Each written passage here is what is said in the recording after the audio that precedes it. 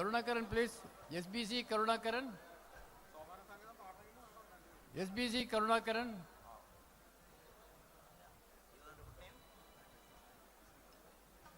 Yaru.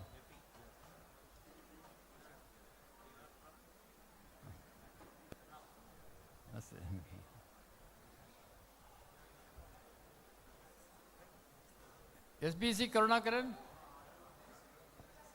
Not there.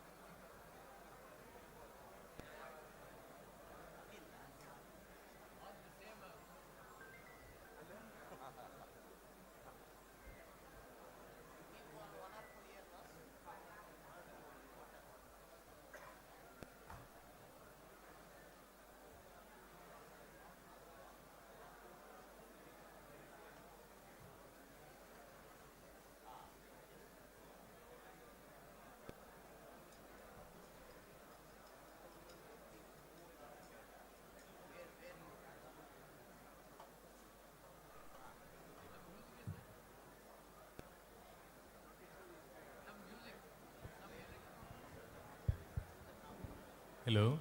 Comrades, we are waiting for our chief guest to arrive. As soon as he arrives, we'll start the program.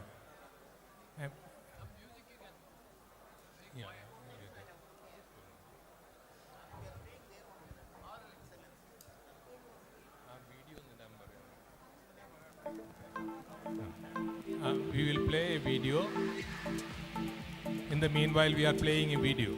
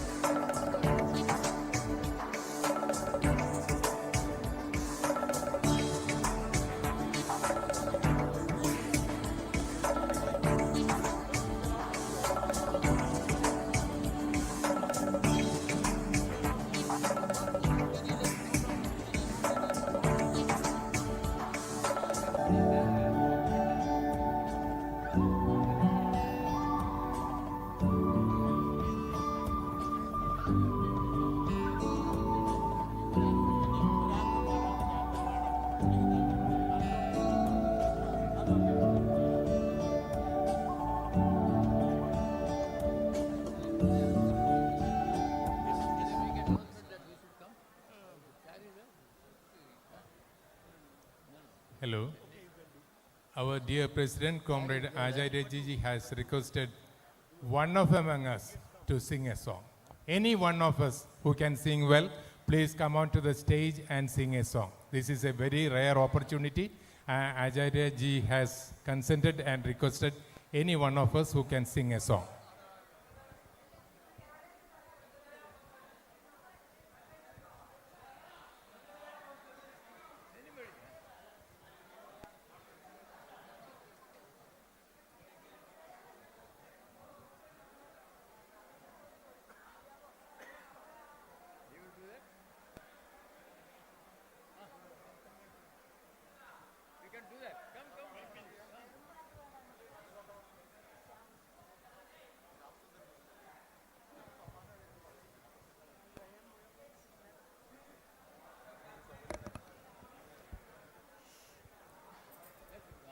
Shyam सुंदर पुष्प में എൻ്റെ പ്രേമ സംഗീതമാണു നീ.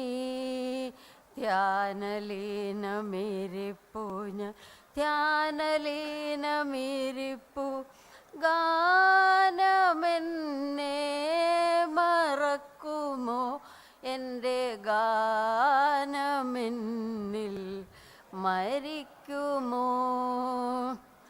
വേറെ ഏതോ വിപഞ്ചിയിൽ കടന്നേറുവാന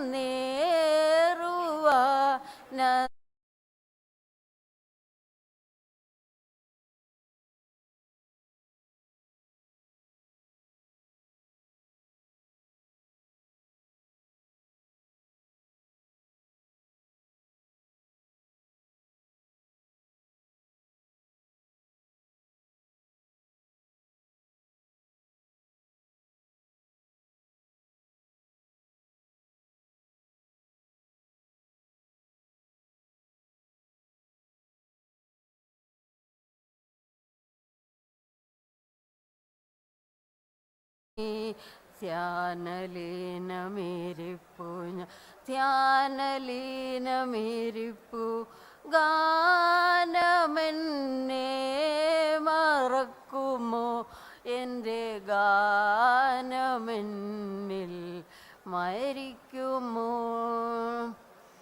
എൻ്റെ സൂര്യൻ എരിഞ്ഞടങ്ങി ഈ സന്ധ്യതൻ സ്വർണമേടയിൽ. എൻ്റെ കുങ്കുമ പാടമാകവേ ഇന്നു കത്തിയെരിഞ്ഞുപോയി. മേഘമായി മേഘരാഗമായി വരൂ വേഗമീ തീകെടുത്താൻ Shyamasundara പുഷ്പമേ.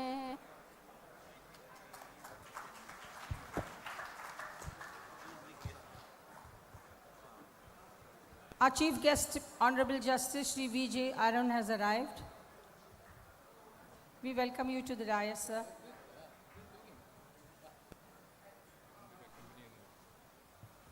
Mr. Tom Thomas and Comrade Shri Kumar will be accompanying him to the dais.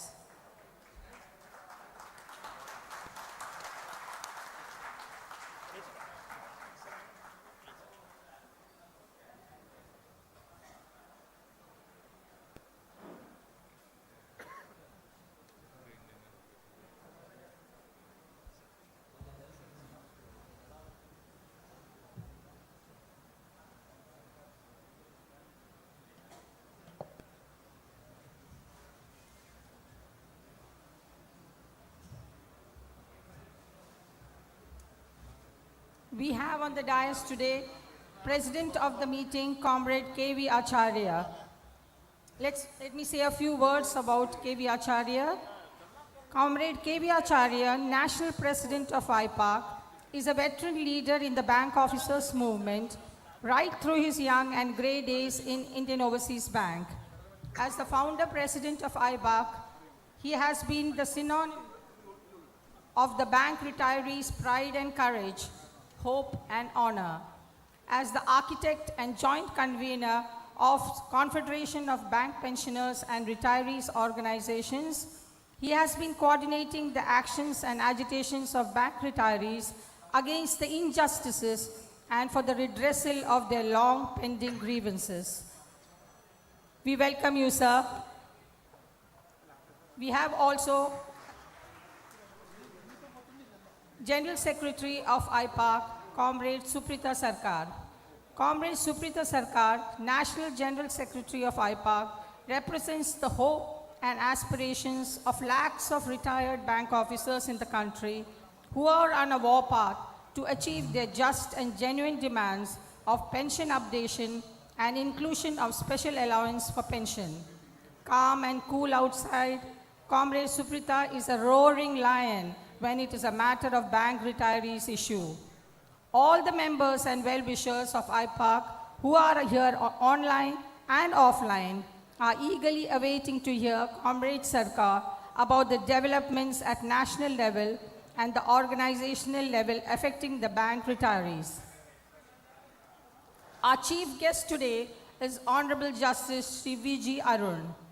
Justice Arun took his law degree from Law Academy, Trivandrum, and began practice in Calicut and later shifted to the Kerala High Court at Ernakulam in 1990.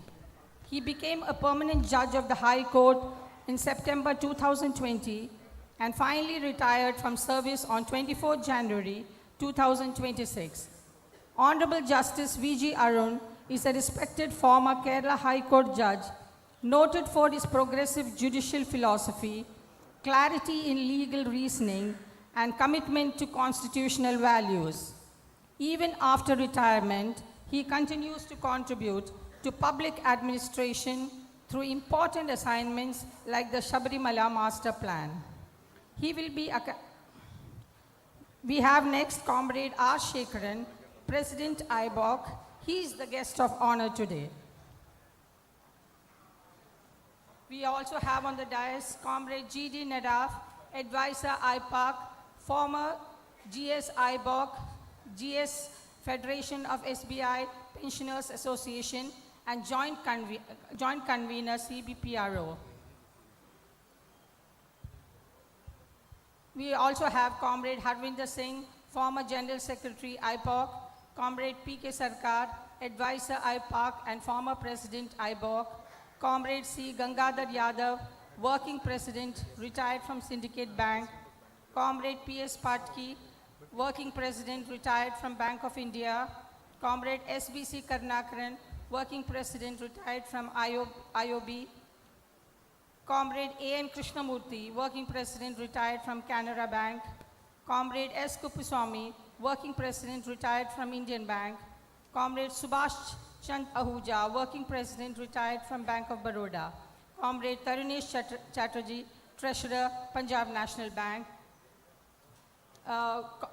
Comrade S.S. Anil of BEFI, National President of BEFI, Comrade Tom Thomas, Reception Committee, and Comrade B. Kumar, General Convener, Reception Committee.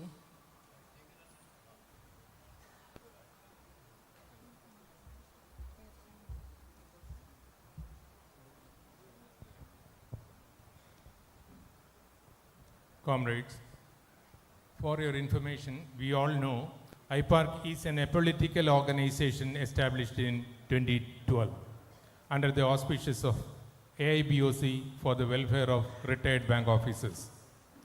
The AIBPARC Foundation Conference was held in March 2012 at Nagpur, and the first General Body Conference was held on 25th November of the same year, that is 2012, at New Delhi. It was only after formation of AIBPARC that the grievances of bank retirees were brought to the attention of the members as well as the government, IBA, and other authorities. Since its formation in 2012, AIBPARC, under the leadership of its committed and dedicated leaders like Comrade S.R. Sengupta, Comrade K.V. Acharya, it has been making earnest efforts for resolving our issues and have been marching with vigor in the right direction, as can be seen from the achievements made so far, like improvement in the ex gratia to pre-86 retirees, improvement in family pension, and 100% neutralization of DA for pre-November 2002 retirees. Today and tomorrow, we are meeting here at Comrade A. Manohar Nagar. This is Ernakulam Town Hall, which is named after him, for the 5th Triennial General Body Conference of our beloved organization, AIBPARC. All our leaders and guests of the day, Honorable Justice, all are seated on the dais. So let's start the inaugural session.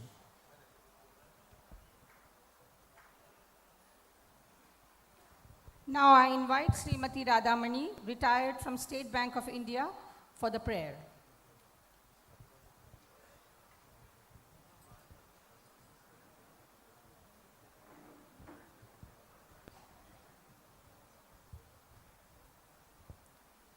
please rise.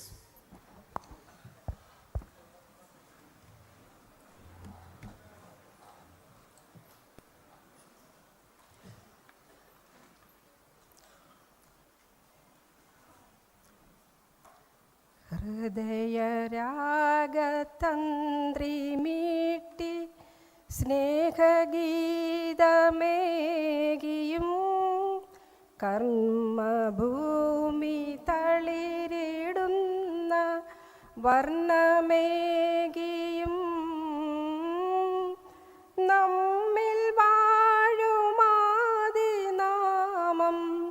ഇന്നു വാഴ്ത്തിടാം. ഞങ്ങൾ പാടുമീ സ്വരങ്ങൾ കീർത്തനങ്ങളാകണേ. ചുവടുവയ്ക്കുമീ പദങ്ങൾ നൃത്തലോലമാകണേ. കുഞ്ഞു വീടിനുൾക്കളങ്ങൾ സ്വർഗമാകണേ. അമ്മ നൽകുമുമ്മ പോലും അമൃതമാകണേ. പൂർണ്ണമീ ചരാചരങ്ങൾ ഗുരുവരങ്ങളാകണേ.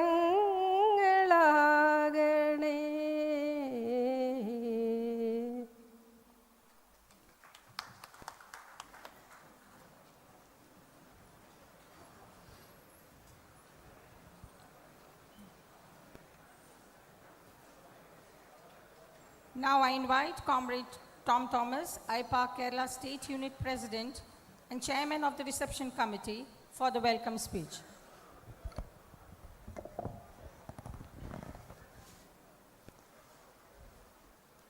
Good evening, comrades, gentlemen, and ladies. Chief guest of the day, Honorable Justice Sri V.G. Arun, Esquire, Comrade K.V. Acharya, the Venerable President of AIBPARC, Comrade Suprita Sarkar, the Fireman General Secretary of AIBPARC, guests of honor, Comrade R. Shekharan, President AIBOC, Comrade Rubam Roy, General Secretary AIBOC, who is joining online only, Comrade S.S. Anil, National President, BEFI, advisors of AIBPARC, Comrade G.D. Nadaf, Comrade Harvinder Singh, other office bearers of AIBPARC, members from banking fraternity, representatives from the media world, distinguished guests, and my dear comrades. I deem it as a proud privilege and great honor to stand before this august gathering and to extend a very warm, hearty welcome to the participants of the historic inaugural session of the National Conference of All India Bank Pensioners and Retirees Confederation, AIBPARC. As the President of the AIBPARC Kerala State Committee, I feel much delighted to note that this conference is hosted here in this vibrant port city of Kochi, which is described as the Queen of Arabian Sea. Kochi is not just a venue. Kochi is a symbol of confluence, where rivers meet the sea, where east met west centuries ago. So too, AIBPARC today is the confluence of 600 delegates from public sector banks,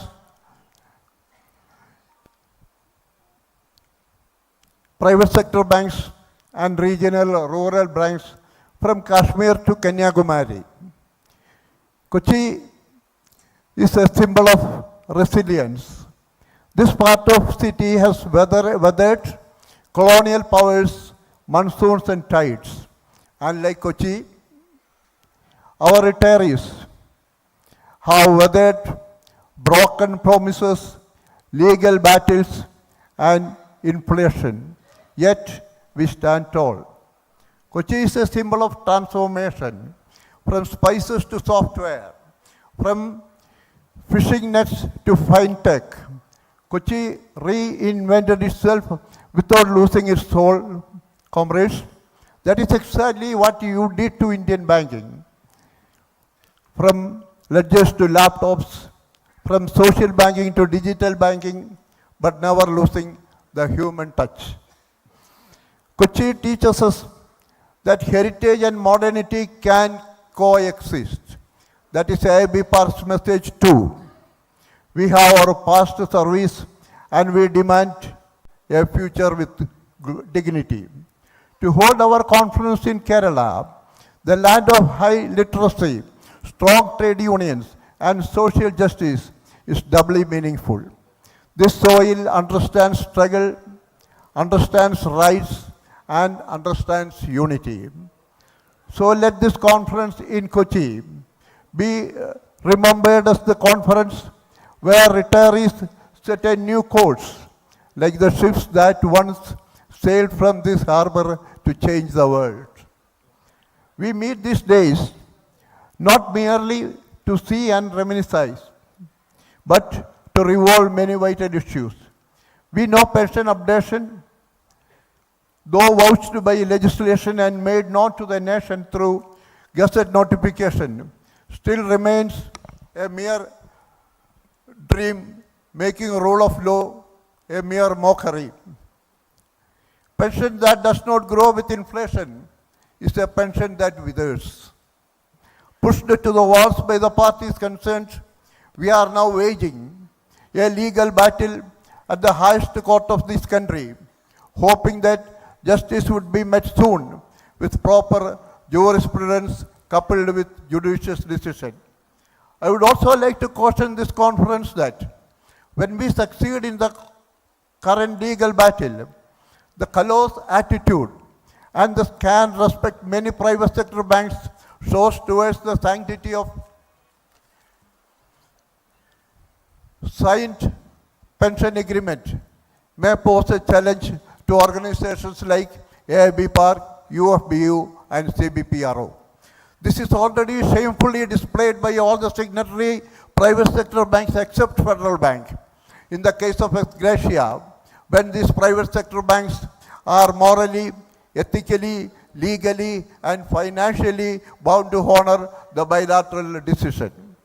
Another grave issue is the unbearable medical insurance with its hefty premium, which thus remains as another unrealized dream for the senior and super senior bank pensioners, except those belonging to SBI and Federal Bank, as these two banks display a positive gesture of care and concern for the insurance premium. Here we only demand that we sacrificed the health and youth to the bank, and now the system must care for us. That is our demand. There are many more similar burning issues, like special allowance for pension calculation, etc. And we hope this conference will deal with every such issue in detail. Sorry.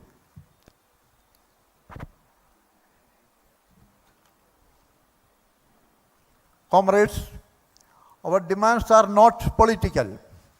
They are ethical. They are legal. They are long overdue. Let this conference sharpen its armor to meet the inhuman attitude of the system. Let this conference translate the name AIBPARC not only as All India Bank Pensioners and Retirees Confederation, but also as all insulted bank pensioners act, react, conquer. With these few introductory words, may I switch on to my assigned duty of welcoming every one of you to this Kochi conference of AIBPARC. We are indeed very fortunate to have a legal luminary turned justice of high caliber with social commitment to inaugurate this conference of senior and super senior bankmen of the country. Justice V.G. Arun stands out for his unwavering commitment to constitutional liberty and human dignity. His judgments consistently upheld personal freedom, protected free speech, and placed child welfare and mental health above legal technicalities. A judge with both a sharp legal mind and a compassionate heart. Justice Arun is considered as a progressive jurist who balanced governance with liberty and law with humanity.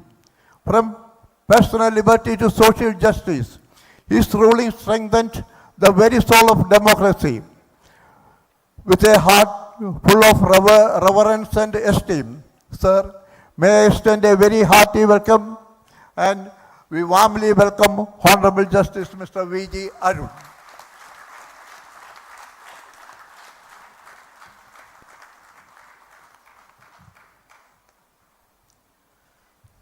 It is now my distinct honor to welcome a legend of the bank employees movement, Comrade K.V. Acharya, our national president. Joining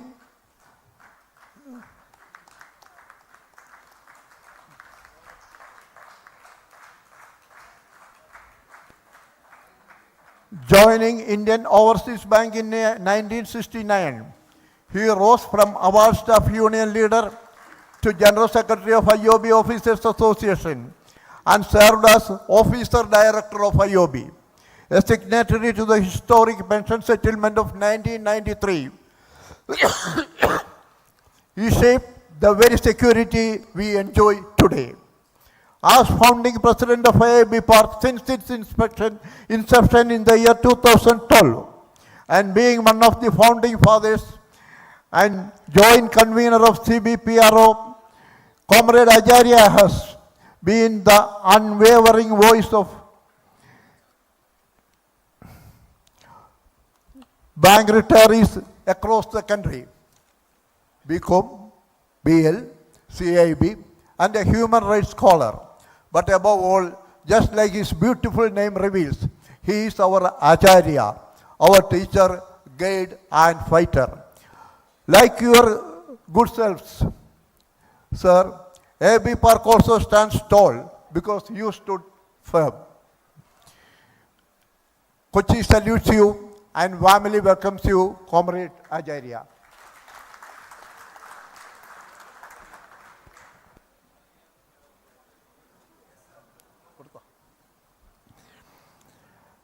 Friends, now let us welcome the man who has become the voice, pen, and pulse of AIBPARC, Comrade Suprida Sarkar, our General Secretary. He was All India General Secretary of United Bank Officers Association, Joint General Secretary of AIBOC, and Joint General Secretary of AIBPARC from its birth in 2012 to 2018. When we lost Comrade S.R. Sengupta in 2018, the movement needed a steady hand. For the last 8 years, Comrade Suprido has been that hand, leading AIBPARC as General Secretary with unmatched dedication. His circulars are our daily bread. 53 circulars already in 2026, reaching us every alternate day, breaking down every issue with clarity and fire. He fights our battle in words before we fight it on the ground. An orator par excellence, he articulates the pain, demands, and dignity of bank retirees like no one else. Hailing from Bengal, he is rightly called the Bengal Tiger of AIBPARC, a leader of leaders, yet he calls himself a common man. Comrades, it is his uncommon commitment and undiluted loyalty to retirees that makes him extraordinary. So, Prabhuji, Kochi salutes your hard work. AIBPARC runs on your energy. This convention moves because you move it. A very warm welcome, dear Supradeji, our General Secretary.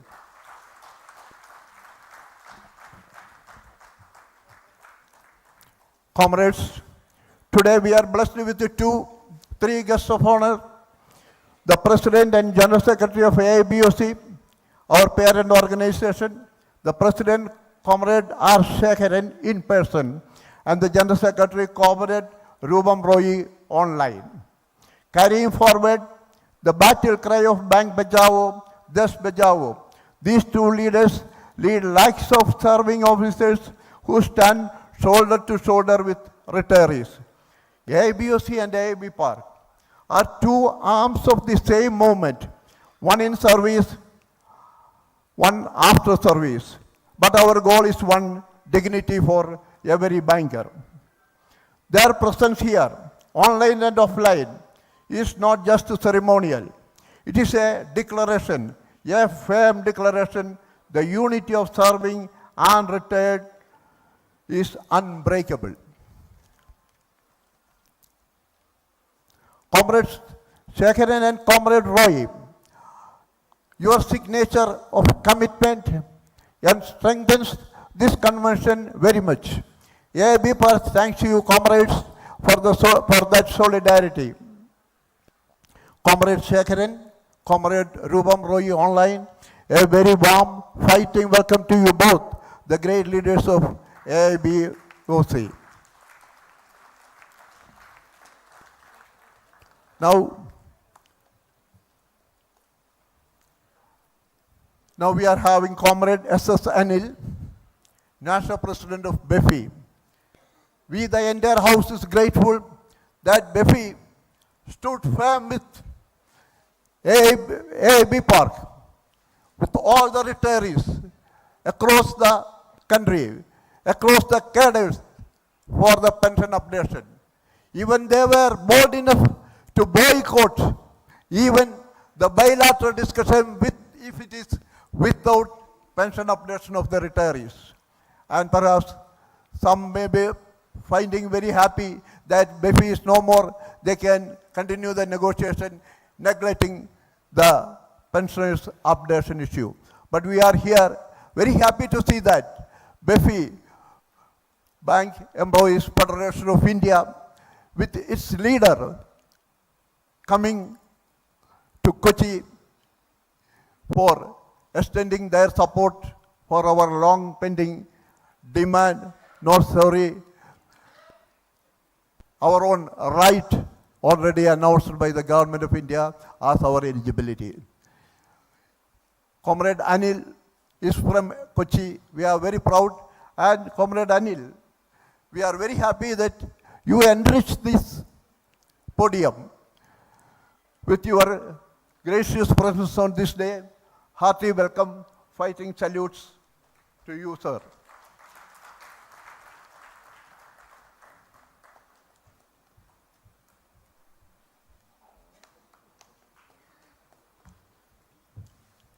And our revered advisors, the think tank of AIBPARC is here with us today, except Comrade P.K. Sarkar, who has gone to Calcutta for delivering his democratic duty because his voting is tomorrow. Comrade G.D. Nadaf and Comrade Havinder Singh are here with us today. Comrade G.D. Nadaf is the former General Secretary of AIBOC, and during his tenure, AIBOC formed our organization, AIBPARC, to take care of the elders. He is a visionary leader with practical sense all through. During his serving days, he had been the General Secretary of State Bank of State Bank of India, Office Association, and also the convener of UFBU. Presently, he is the joint convener of CBPRO and also the General Secretary of Federation of SBI Pensioners Association, the largest pensioners association in the country. Your guidance on organization matters is our compass. Hearty welcome, sir.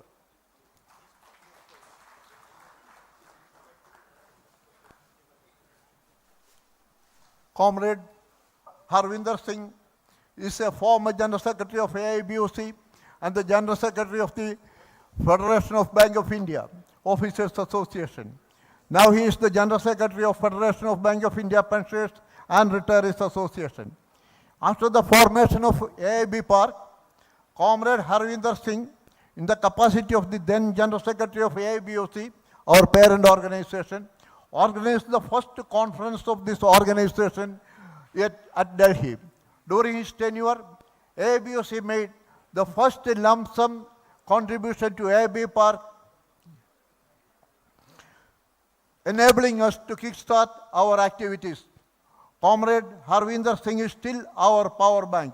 Most cordial welcome, sir.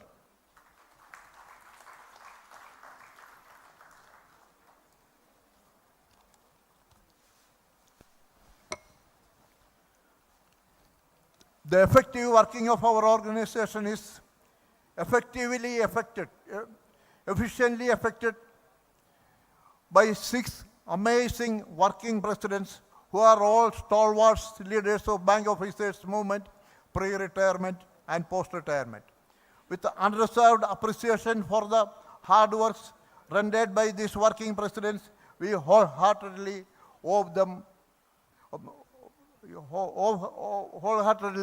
welcome them to this conference. Now, each of these working presidents will be presented a flower bouquet by our flower girls.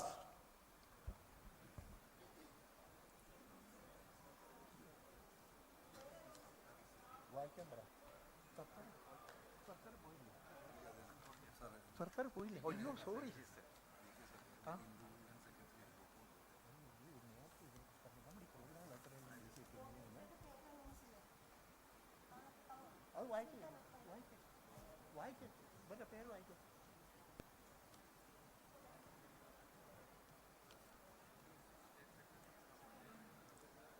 So Gangadhar Yadav.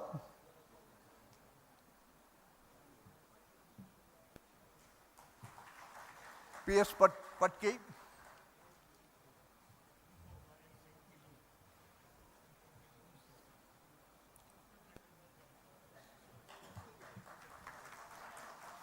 S.B.C. Karunagaran.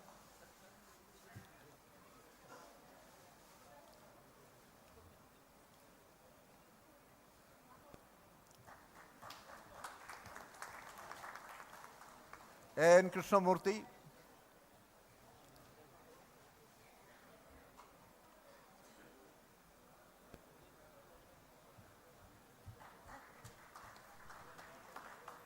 S. Kuppaswamy.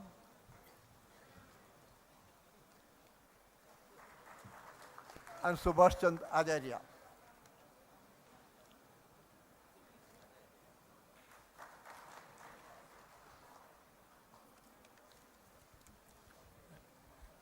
A humble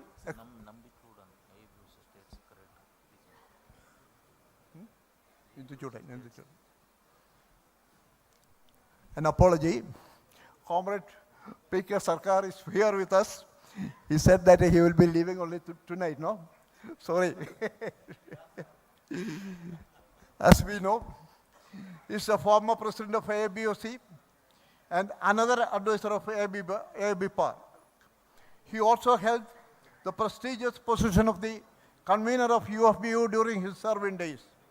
During his tenure as president AIBOC, he and Comrade Nagar, hand in hand, shaped AIBPARC, for which we are all thankful. He had been the longest serving General Secretary of the AIBOC affiliated office of the organization at Union Bank of India. He has been an inspiring leader all through. Warm welcome, sir.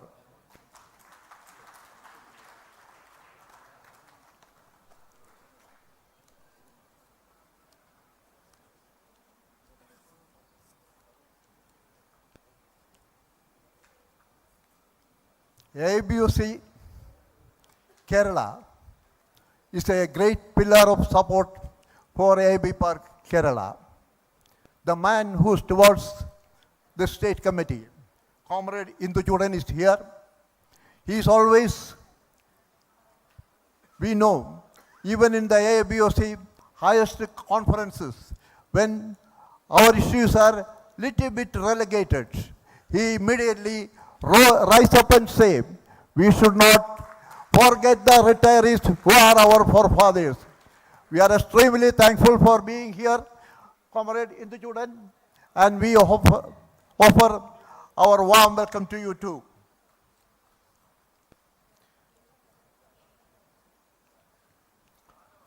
We are very much fortunate to have a fine-tuned financial expert to enrich the coffers of AIBPARC. He is none other than Comrade Tarnesh Chatterjee, our treasurer. Very warm welcome, Comrade Chatterjee.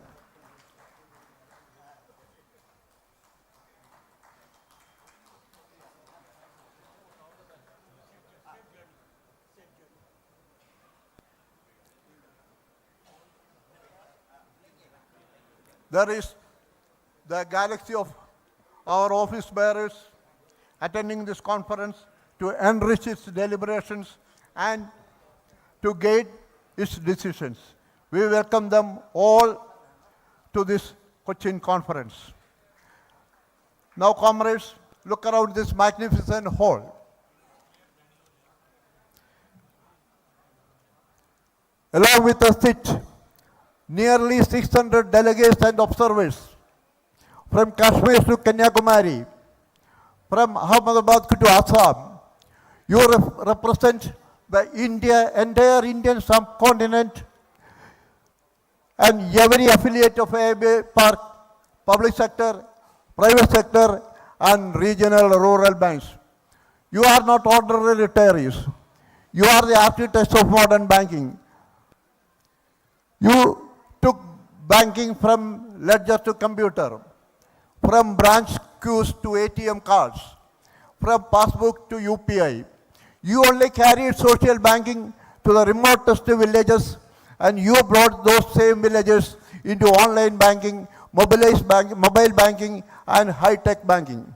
The ATM culture, the core banking revolution, the Gen Z movement, all bear your fingerprints.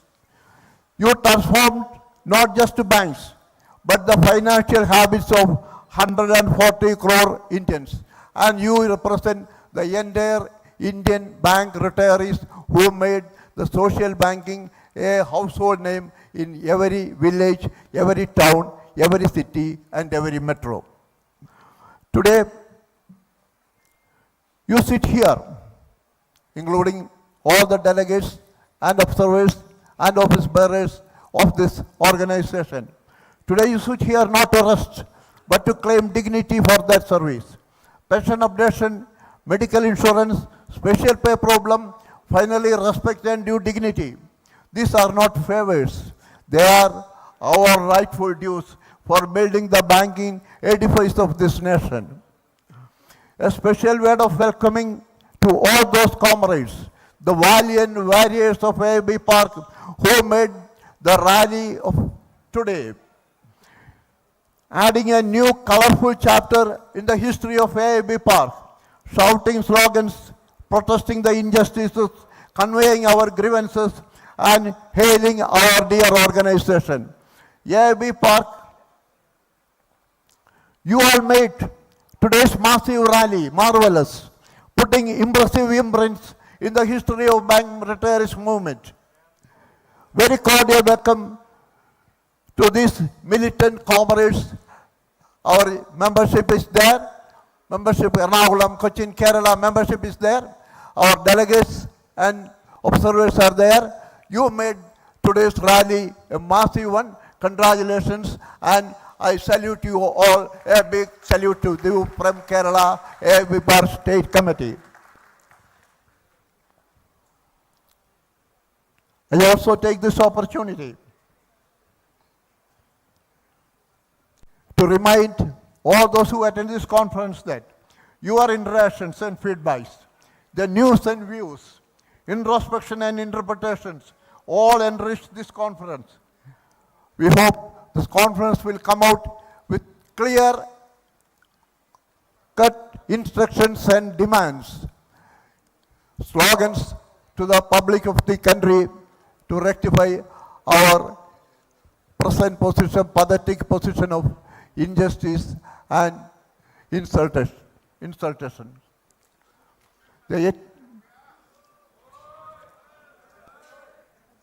I also take this opportunity to welcome all the other dignitary invitees, the respected representatives from the media world, and all our benefactors and well-wishers who are all kind enough to come here to grace this occasion with their inspiring presence. Thank you all. Thank you, sir. Long live AIBPARC, long live AIBPARC, AIBPARC Zindabad. Thank you, sir. I now invite Comrade Suprita Sarkar, General Secretary, AIBPARC, to give the introductory speech.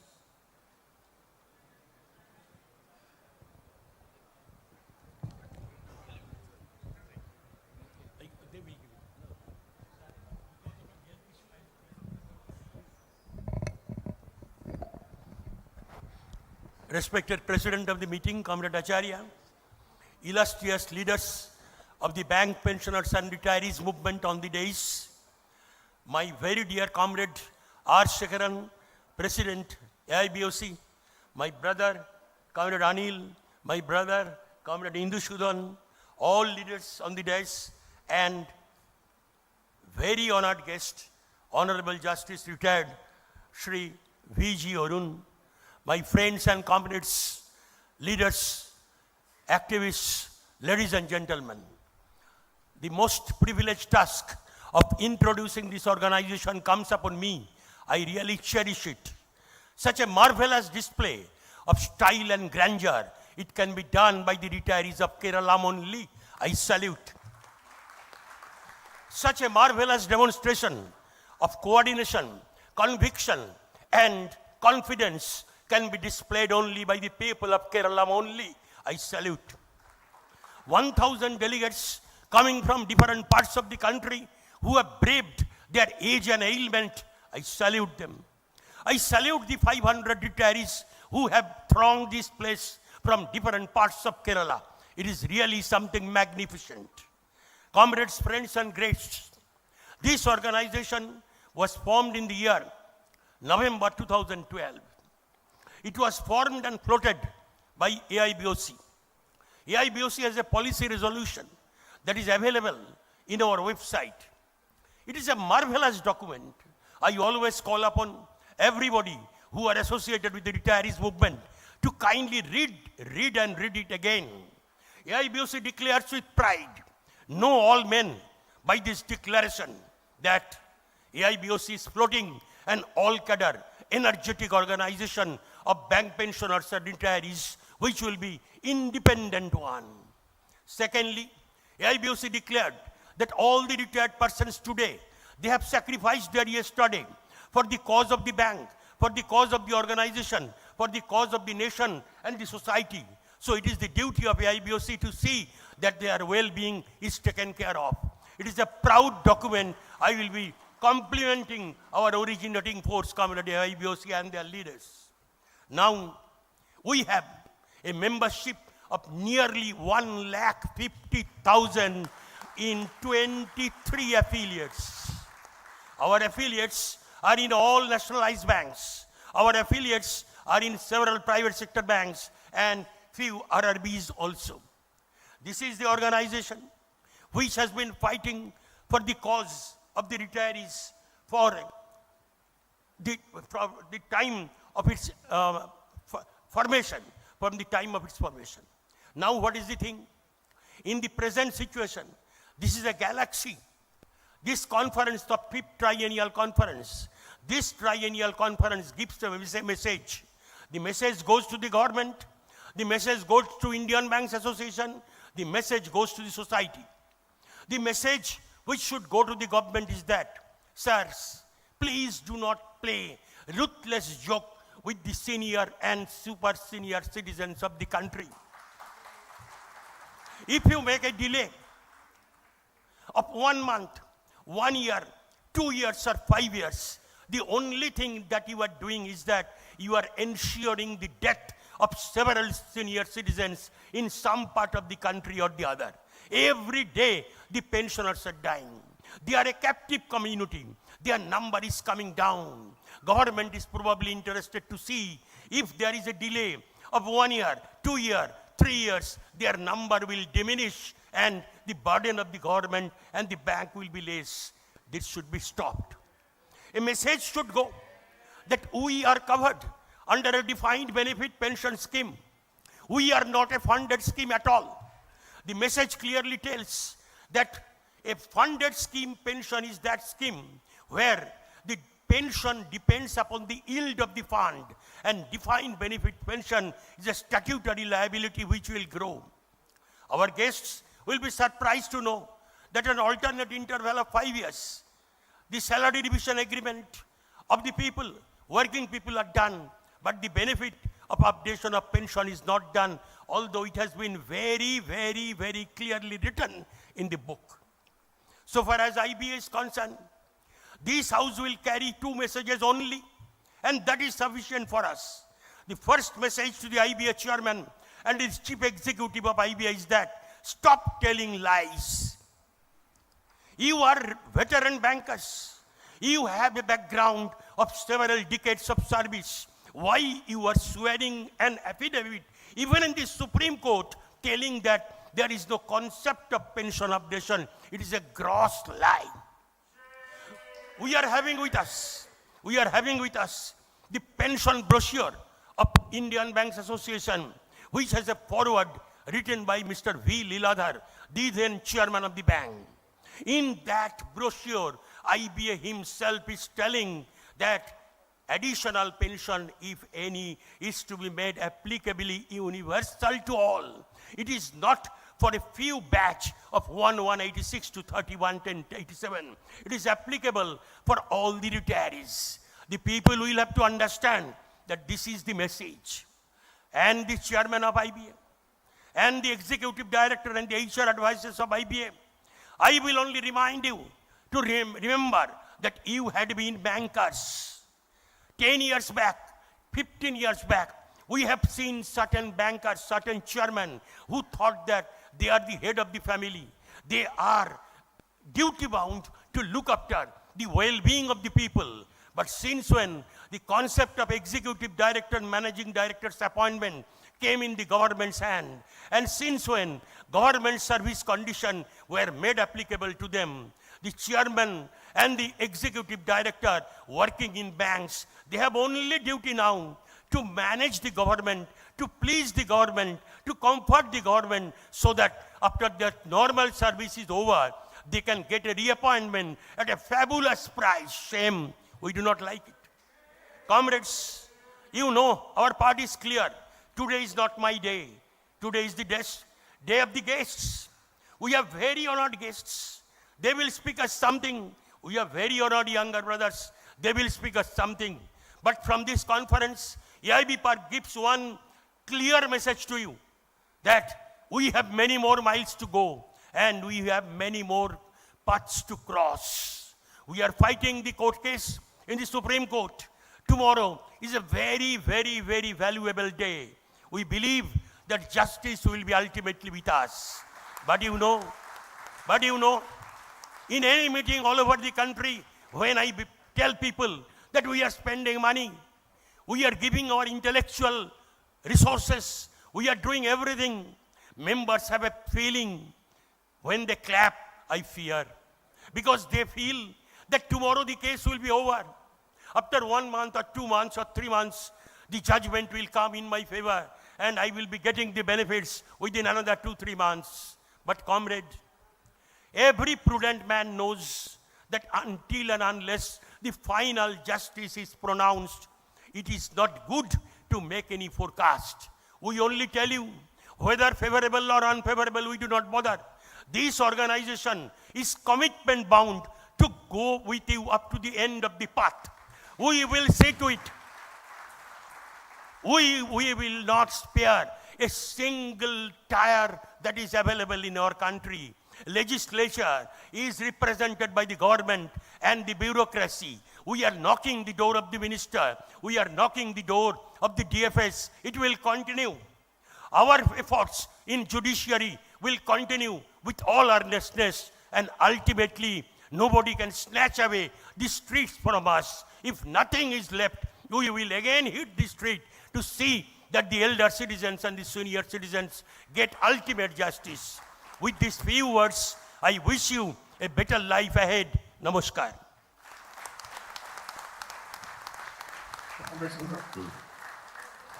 Comrades, it is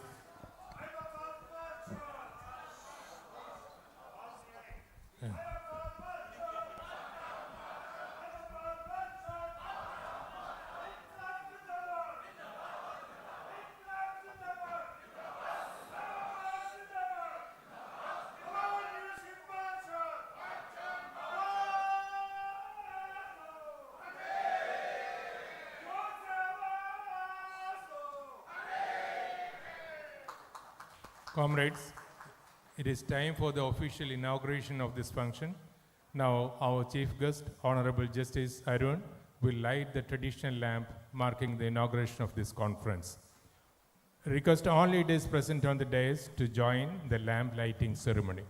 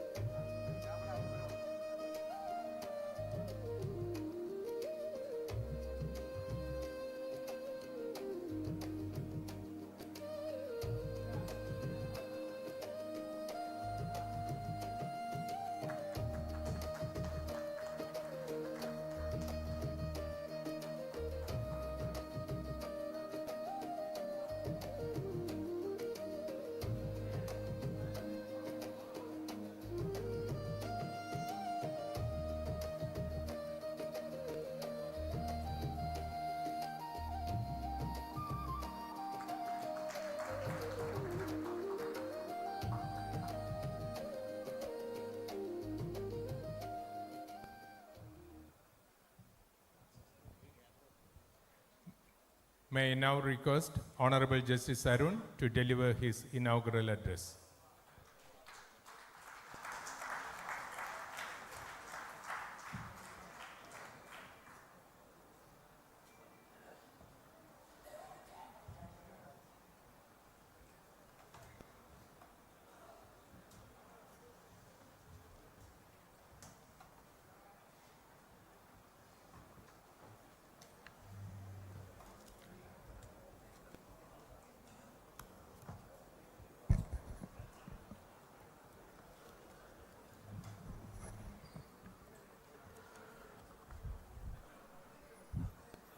Comrades K.V. Acharya, Suprita Sarkar, G.D. Nadaf, and the other dignitaries on and off the dais.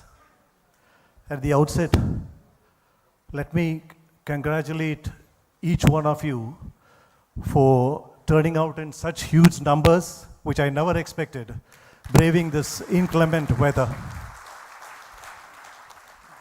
That shows the spirit of the fight within you.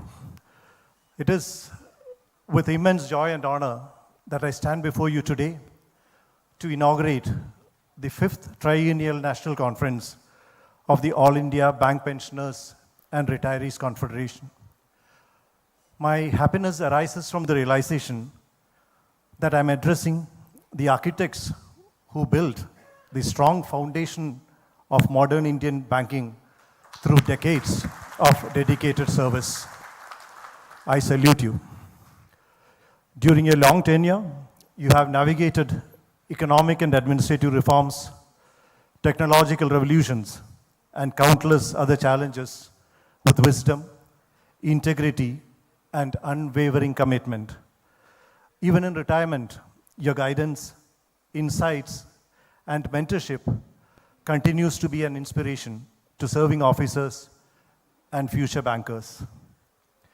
As the definition of banking in the Banking Regulation Act itself shows, banking business is founded on absolute trust, requiring the officers and employees to be of exceptional integrity. This precisely is the reason for placing bankers on a higher pedestal than others, evidenced by the Bankers Book Evidence Act, provisions of the Bankers Book Evidence Act and other enactments. The trust placed upon bankers is so high that breach of trust by a banker will, if proven, will invite a punishment of life imprisonment, whereas if a commoner, another man commits the same offense, the punishment is much lesser, a sentence of 3 years or even fine. Considering the amount of trust reposed upon and the special status accorded to bankers, one would naturally expect the officers and staff to be adequately protected and taken care of by their employers after retirement. Unfortunately, that is not the case. The details provided to me reveal a sad picture of denial of your legitimate pensionary claims. The reason put forth by the IBA for denying the claim is, to say the least, preposterous. Their excuse seems to be that even though Regulation 35, one of the Bank Employees Pension Regulations 1995, provides for updation of pension based on the formula in Appendix 1, such updation is not possible as Appendix 1 does not have a formula.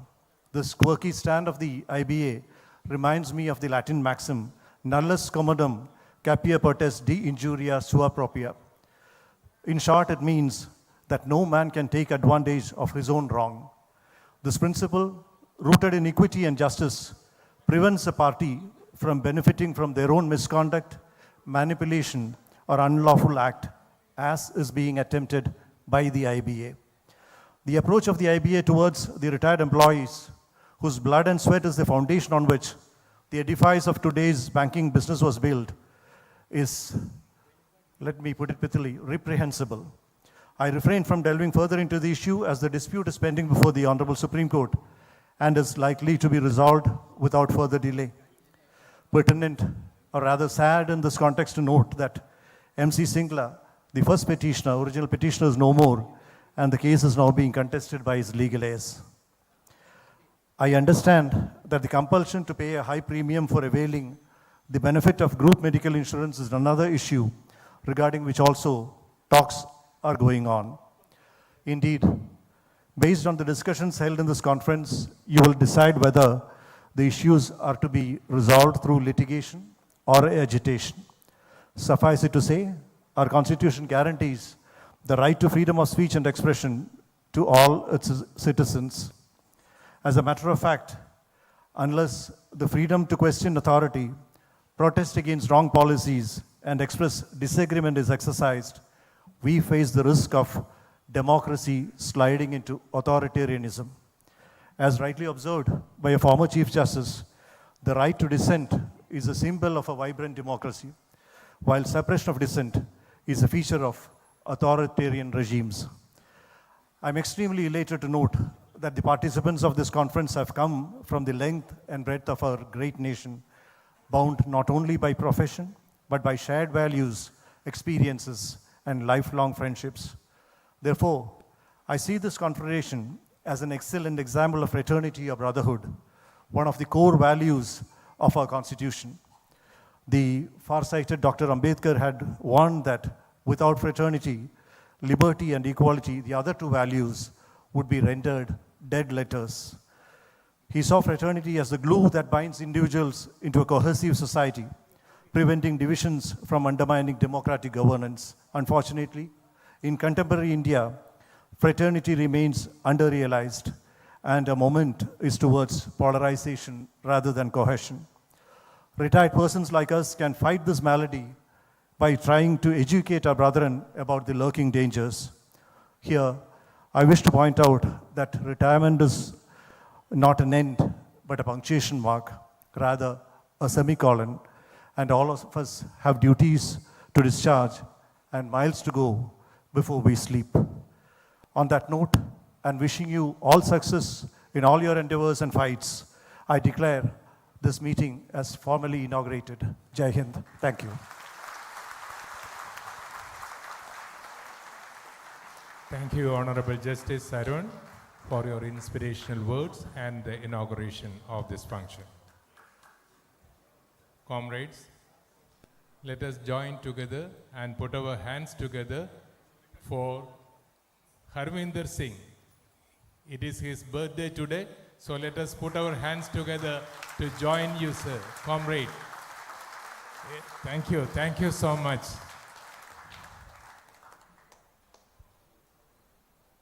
Now let's listen to the speech by Comrade R. Shekharan, President AIBOC, and our guest of honor.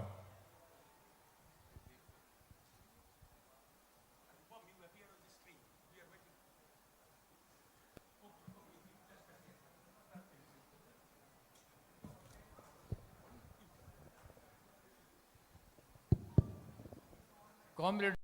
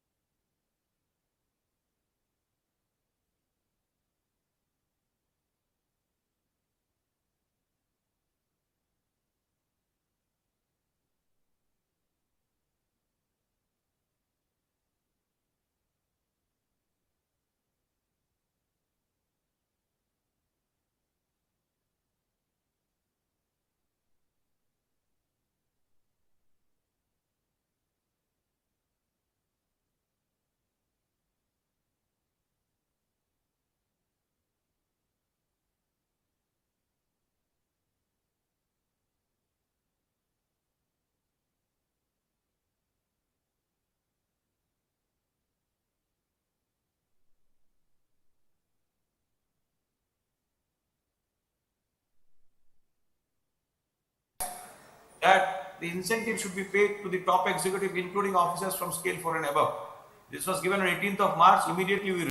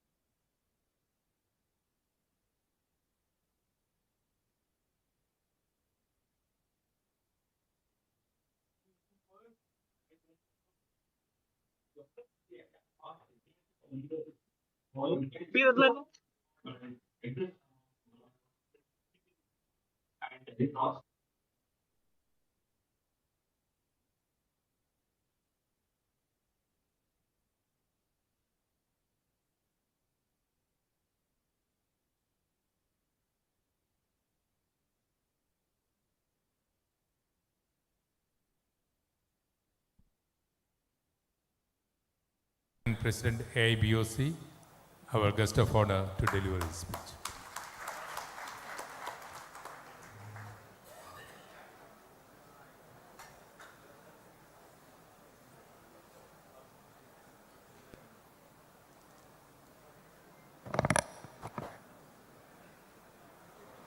Comrade Tom Thomas, the Justice retired Sri V.G. Arun, the leader of leaders who assembled here, Comrade Suprita Sarkar, Comrade K.V. Acharya, Comrade G.D. Nadaf, Comrade P.K. Sarkar in absentia, Comrade Arvinder Singh, Comrade Karunagaran, Comrade Kuppusamy, Comrade Chandru, Comrade Anand Kumar, Comrade Bhavani Shankar Mishra, Comrade J.D. Sharma, Comrade Sundar Rajan, Comrade Anil, and our IBOC State Secretary, Comrade Srinath Induchudan, and my dear comrades. It gives me immense pleasure to be part of this 5th triennial conference. The hall is filled with the galaxy of former frontline leaders of IBOC and former frontline leaders of IBOC affiliates. These frontline leaders played a pivotal role in shaping the working condition and service conditions of the officers at the industry level. The serving officers, they enjoying the present working condition and service condition. That is because of the leaders on the stage and the leaders who have assembled here. Not only at the industry level, at the bank level, you established a good HR practices. You established a good system that is helping the present leaders to transact with the management. Management find difficult to bypass those HR practices and those systems because It was very robust. Salute to all comrades. Before coming to the issues of the AIBPARC, I will just narrate how the banking industry is navigating. Our leader, General Secretary also narrated. Now the primary function of the government and DFS is to weaken the public sector character of the bank, dilute the public sector character of the bank, and weaken the trade union movement, and to reduce the staff cost. The successive government that is in the sector, they are on the job for the last 3 decades. They are on the job. They adopted different methods. They started disinvestment in the public sector bank. They reduced the public sector bank by amalgamations. Now they are attempting to induct the MD and ED into the top management to infuse private sector character to the public sector bank. There are 2 owners for the bank. One is government, another one is investors. The government advising the banks, you satisfy the investors. The investor will be satisfied when bank posted a huge profit. The bank achieves the huge profit by reducing the expenses, especially the staff expenses. The AIBPARC leaders achieved many benefits at the industry level, but the bank finds ways and means how to avoid the benefits, financial benefit on non-financial benefits. Reduction of the staff is one of the important avenue for reducing the staff cost. Whenever you are visiting the branch, you could not find the people in the branch. They are outsourcing the jobs. They are giving jobs to the contract laborers. They formed the subsidiaries to outsource the non-core jobs. Issuing license to the private sector banks. That is to weaken the public sector bank and to weaken the trade union movement. The government is significantly succeeded. 40% of the business share is in the hands of the private sector banks. The 10 lakh employees in the private sector bank, they could not be organized. They are outside the purviews of the trade union movement.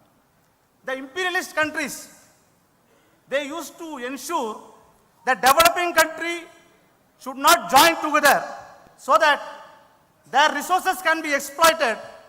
It can be unchallenged by the others, because they will not allow. In the same way, the government wants the workers should not be organized.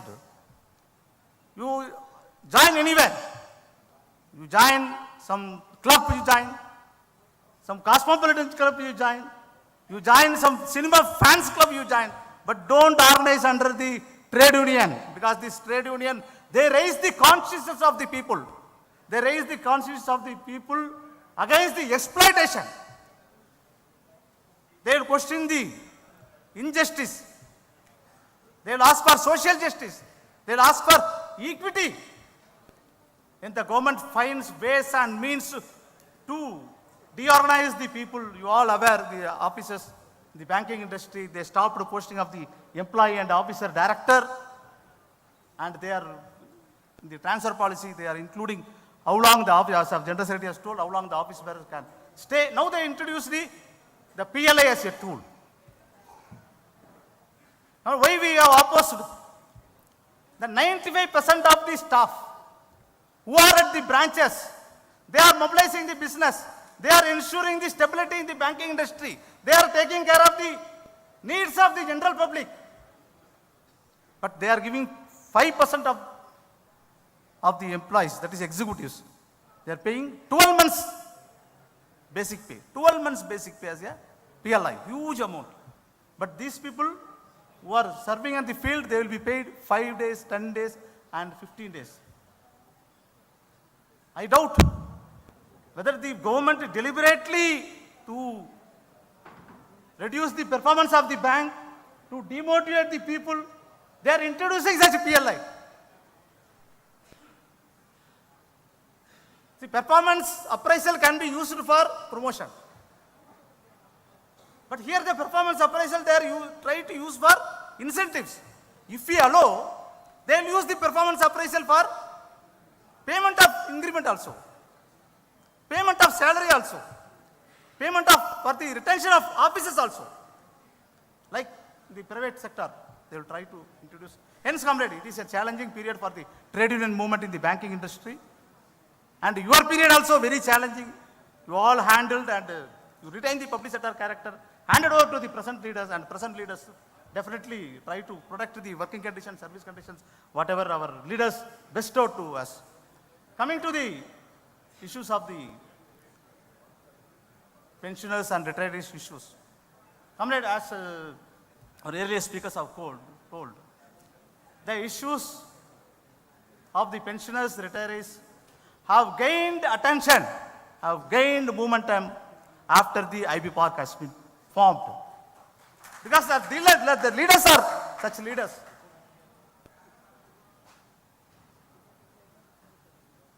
They have fought for the issues.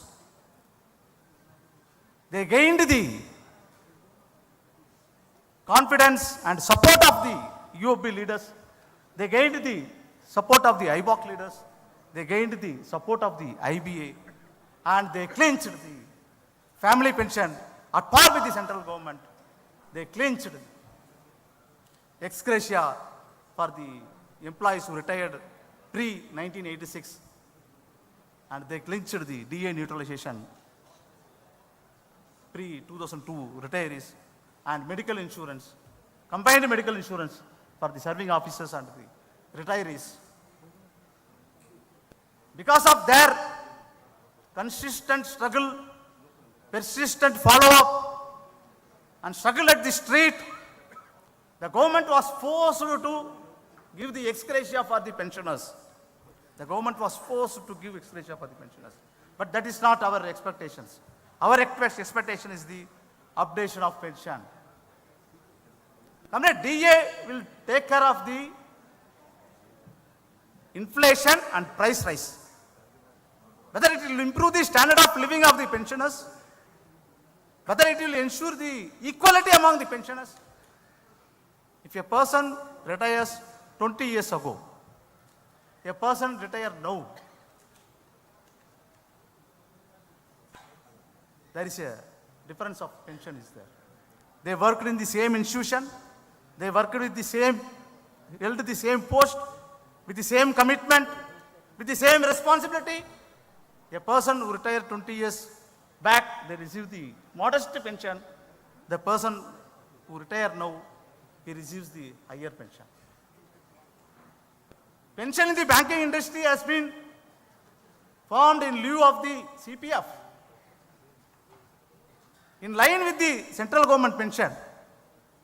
When the pension of the central government employees are getting the updation, why not banks should not implement the updation in the pension, updation in the banking industry?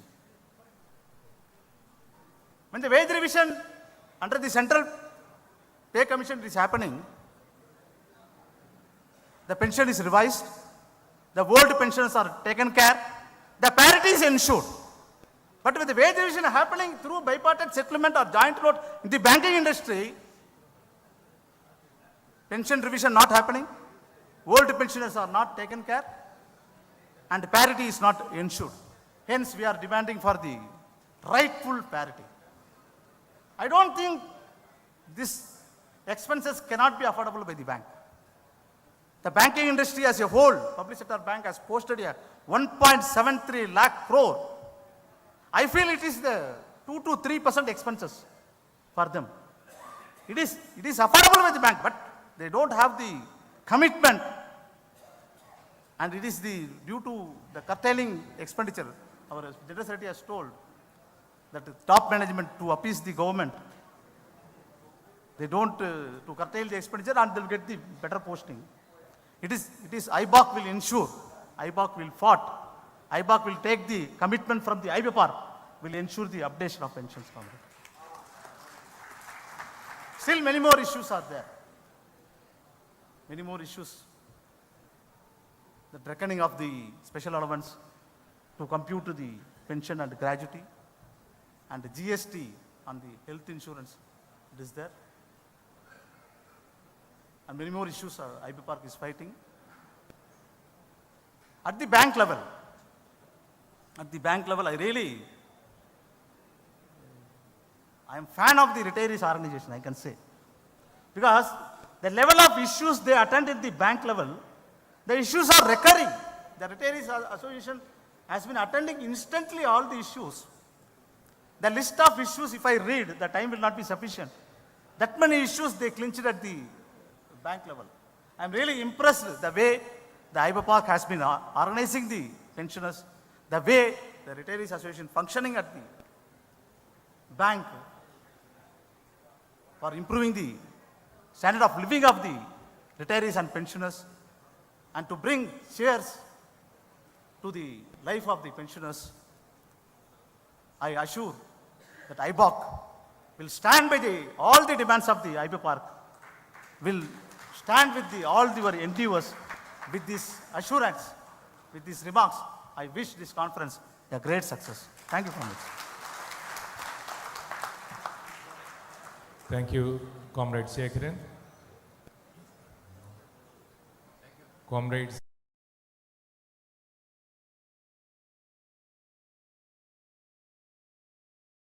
K.V. Acharya.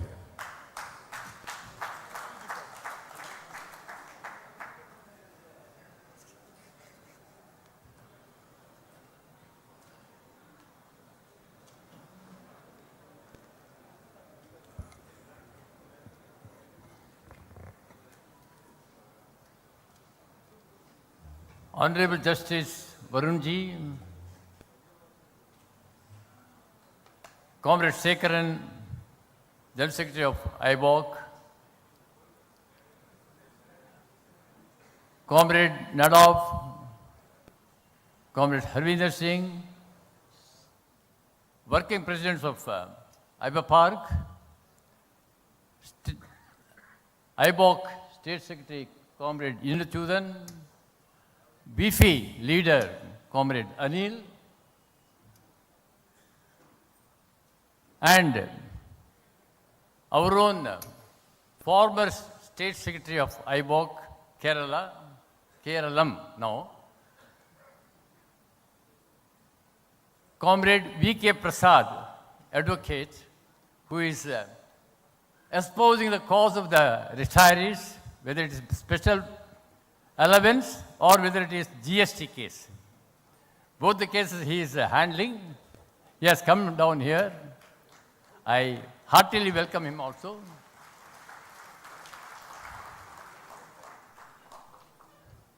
Comrades, IBPARC has a history of inviting the justices, honorable justices, as their chief guest. We started from Chennai.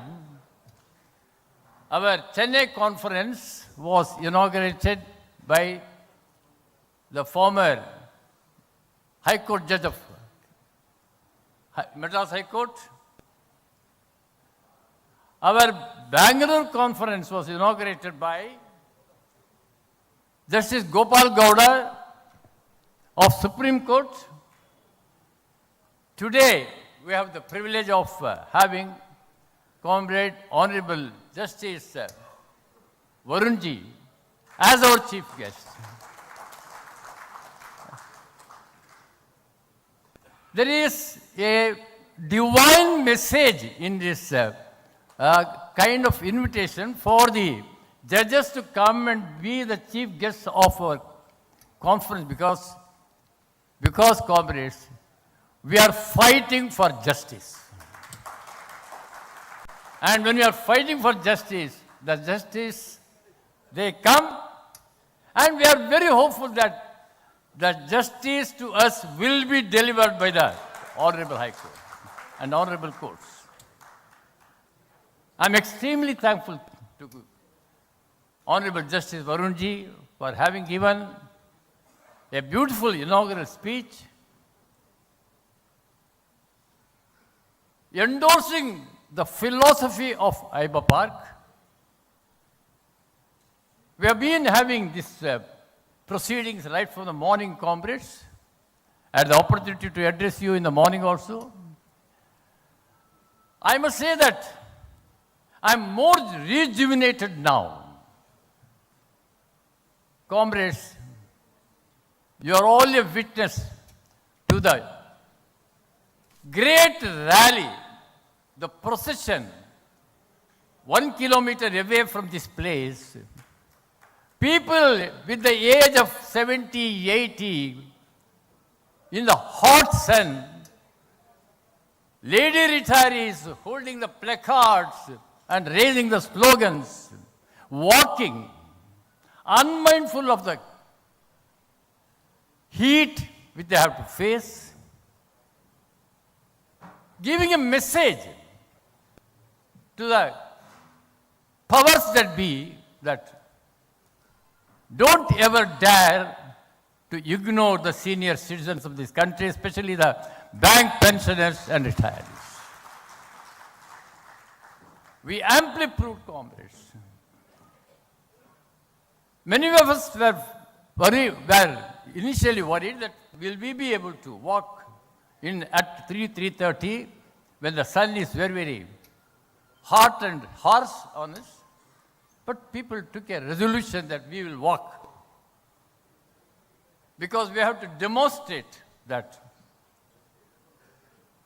the persons who are responsible for that economic turnaround of this country, the all-round economic development of this country, from 1969 onwards when the banks were nationalized, unmindful of the hardships, all of us went to the nooks and corners of the country, comrades, unmindful of the hardships, unmindful of the insurgency in those areas,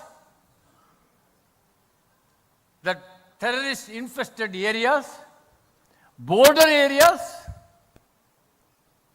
and we served the nation along with the Jawans in the border areas.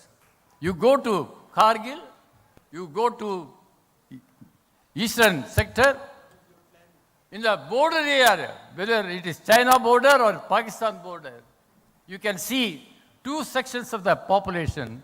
One is the Jawans of the country, another is the bank officers and employees. It is not that the government is not knowing about all these things, comrades. Government knows about it. Government has lauded us, praised us, no less than the Prime Minister of the country, no less than the Honorable Union Finance Minister. Both of them have said that you are the financial warriors and you deserve all kudos. But these kudos are only in words, comrades. When the question of giving justice to us, when the question of respecting the rights of the bank pensioners, they coolly forget, they coolly say that what we can do, go to IBA.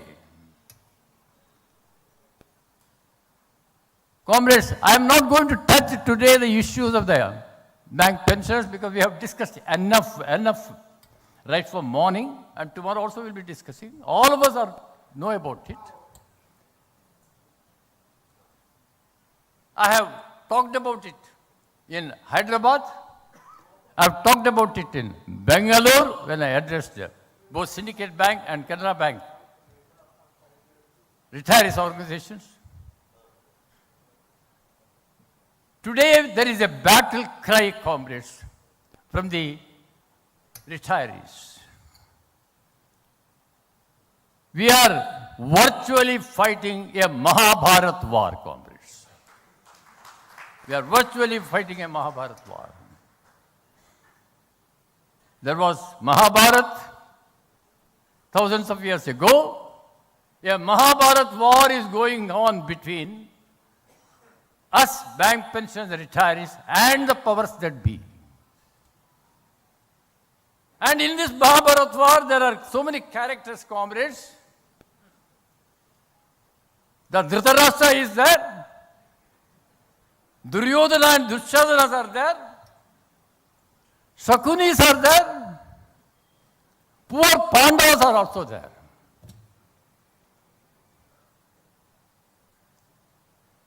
And if you ask who is the Dhritarashtra, comrades, Dhritarashtra is none other than the government of India.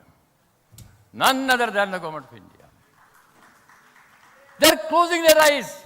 Whenever we go, we meet the DFS, we meet the Honorable Union Finance Minister. Pat comes the reply, we do not know, we are not against you. Go to IBA, go to IBA. Helplessness of Dhritarashtra is being projected unnecessarily by the government. As if they do not know what is happening. The typical Dhritarashtra question to Sanjaya in the beginning of the war. The typical question by Dhritarashtra.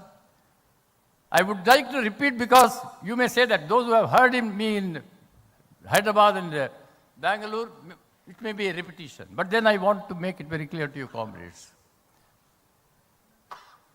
Dhritarashtra said, asked Sanjaya, Dharma kshetre kurukshetre samaveta yuyussava mamakaha pandavaschaiva kima kurvata Sanjaya. What he said was that, Sanjaya, in this Dharma kshetre, kurukshetre, the battlefield for Dharma, please tell me what my sons are doing and what Pandavas are doing. As if he is not knowing the mischief being played by Duryodhana. He knows, he knew at the time that Duryodhana was a mischievous character. Dushyasanas were mischievous characters. But still he says that what my sons are doing and what Pandavas are doing.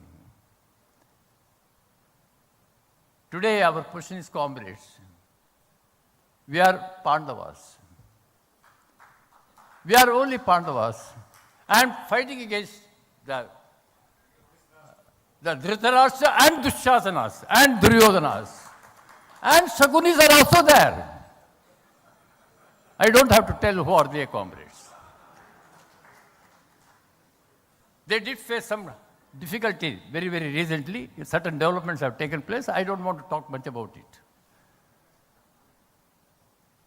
With all this, comrades,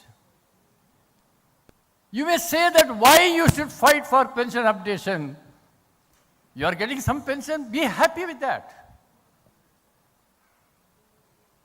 At this age, at the age of 80, why should you fight? Comrades, Mahabharat war was fought by the people who were above 70 and 80 years of age, including Lord Krishna. He was above 80 years of age. Dharmaraja was above 80 years of age. But still they fought. Dharmaraja was happy, comrades. He was only telling that, give me 5 villages. I am happy with that. I don't want the entire kingdom. Though I am entitled, I don't want it. Give me 5 villages. I will be happy with that. So many of our friends may say that we are getting some pension. Why you are asking for more? Why you are asking for updation? Lord Krishna told Dharmaraja, why you are asking only 5 villages? You are entitled for the entire kingdom.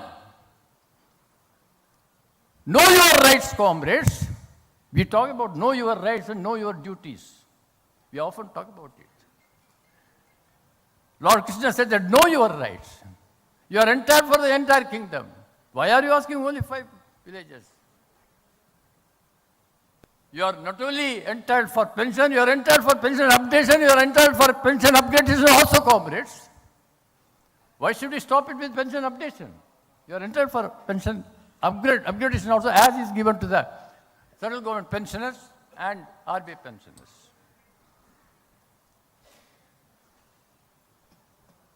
And in this whole drama which is going on,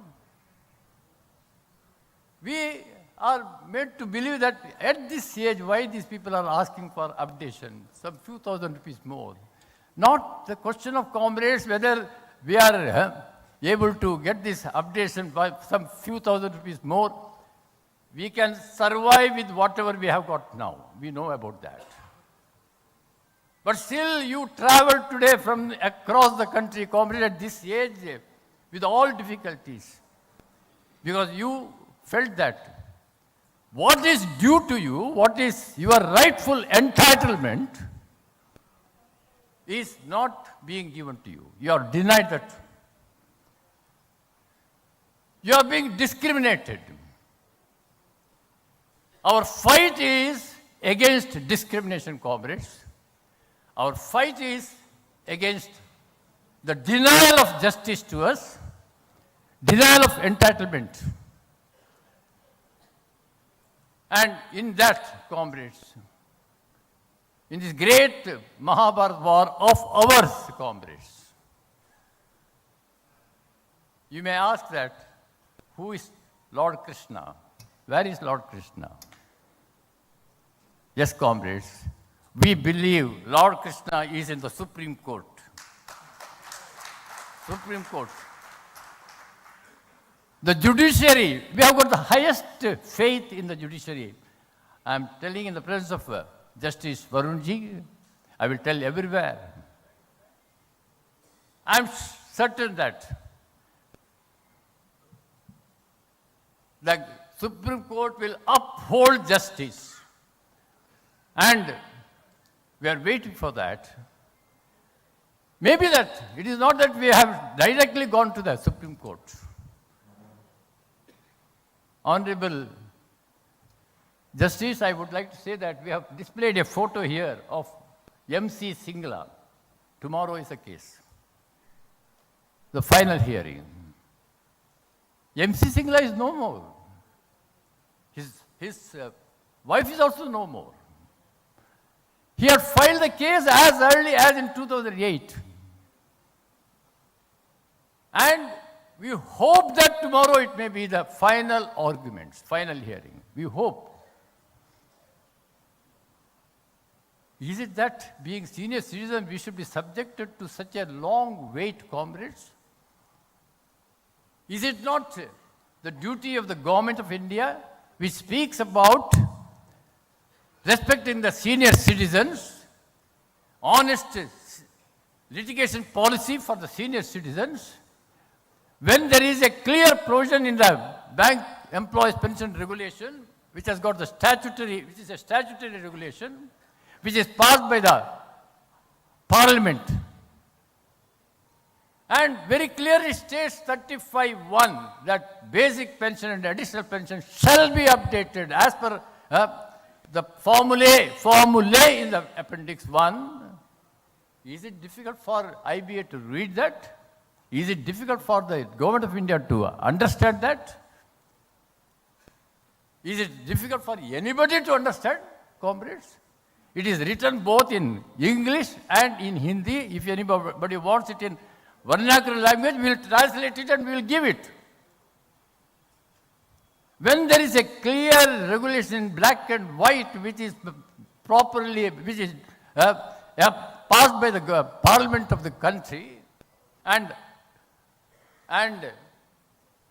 it has come in the Gazette of India, notified in the Gazette of India, still you say that there is no provision, and you have the audacity to give a false affidavit in the, no less than in the Supreme Court. You say that there is no provision for updation. You make the minister on the floor of the House to mislead the House when the question is raised by the parliamentarians whether there is any proposal to give pension updation to the bank pensioners. Coolly the minister says that since there is no provision for pension updation, there is no proposal to give updation. Is it that government of India is blind? That's why I said Dhritarashtra. That's why I said Dhritarashtra. Is it the duty of the minister only to parrot repetition of what IBA has given? Comrade Supriya very beautifully said that IBA is managed by our own people, after retirement, who had the privilege of getting some fresh assignment in the past office of IBA in Mumbai. They go there after the retirement as chairman of IBA or as chairman of the banks. They will be appointed as chief executives of the IBA or HR advisor or deputy chief executive. Our own man. And then when we go and talk, they say that, no, there is no provision. When Comrade Suprito and myself and Comrade Rangarajan and Comrade J.D. Sharma, we went and met the IBA people, 3.5 hours discussion. After 3.5 hours discussion, when we showed them the bank employees pension regulation and showed regulation 35(1), as the discussions were about to conclude, the HR advisor stands up and says, well, gentlemen, fine, we have seen the bank employees pension regulation. Yes, it is there. We agree that there is a provision. But we will not make a U-turn now. We asked, why you do not want to make a U-turn? When you know very well that you have given a wrong affidavit, can't you withdraw that affidavit? No. We will not make a U-turn now. Though we say that, though now we agree with you that there is a provision, but still we will not make a U-turn. Because we have given an affidavit and we will stand by that. We will stand by the wrong affidavit we have given. Who should be charge sheeted, comrades? Whether we should be charge sheeted or they should be charge sheeted. Is it not a common sense, a man of ordinary prudence, when he knows very well that he is driving a vehicle on the wrong route? Is it not his responsibility to make a U-turn, comrades, and take the right route? If he refuses to take the U-turn, what will happen, comrades? Either he will reach a wrong destination or he will meet with an accident. And if he meets with an accident, what will happen? Who will suffer? Bank pensioners will suffer, not they. As driver, they may be escaping. But because of their rigid attitude of not taking a proper U-turn, they meet with an accident and virtually try to deny our own rights. We are just wondering that why they should do like this. Well, comrades, we do not want to always go for this kind of court cases and all that. Believe me, comrades, the organization had not filed even a single case on updation in any of the courts. Because if you file a case, IBA will have a very, very easy escape route saying that you have gone to the court, fight it in the court. Matter sub judice. Matter sub judice, you fight in the court. We don't want to give that chance to the IBA or the government. But some individuals have gone to the court, spending money from their pocket. We are trying to support them. And IBA's second excuse is that, first, there is no provision. Second thing is that the matter is sub judice. It is in the Supreme Court. Is it that matter sub judice cannot be resolved? Don't you in the bank, comrades, write off so many advanced loans under settlement in the name of one-time settlement? Writing off lakhs of crores. Comrade Sekharan was telling about PLI. PLI is a small amount, comrades, compared to 16.5 lakh crores being written off by all the banks in the name of cleaning the balance sheet right from 2016 onwards. From where this 16.5 lakhs has come, comrades?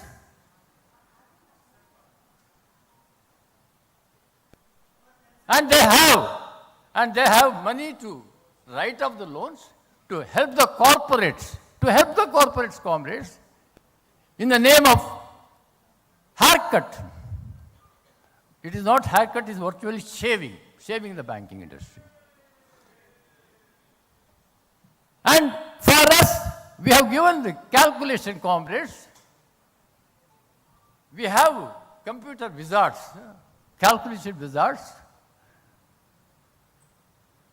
President of Arise had worked out the calculation so well. He said it will not cost more than 4,000 crores for the entire banking industry, including State Bank of India. To give 4,000 crores, you say that you don't have money, but you have got the heart to write off 16.5 lakhs to help the big corporates. Should we just become a sort of a scapegoat for this kind of machinations of the IBA or the government or the bank managements?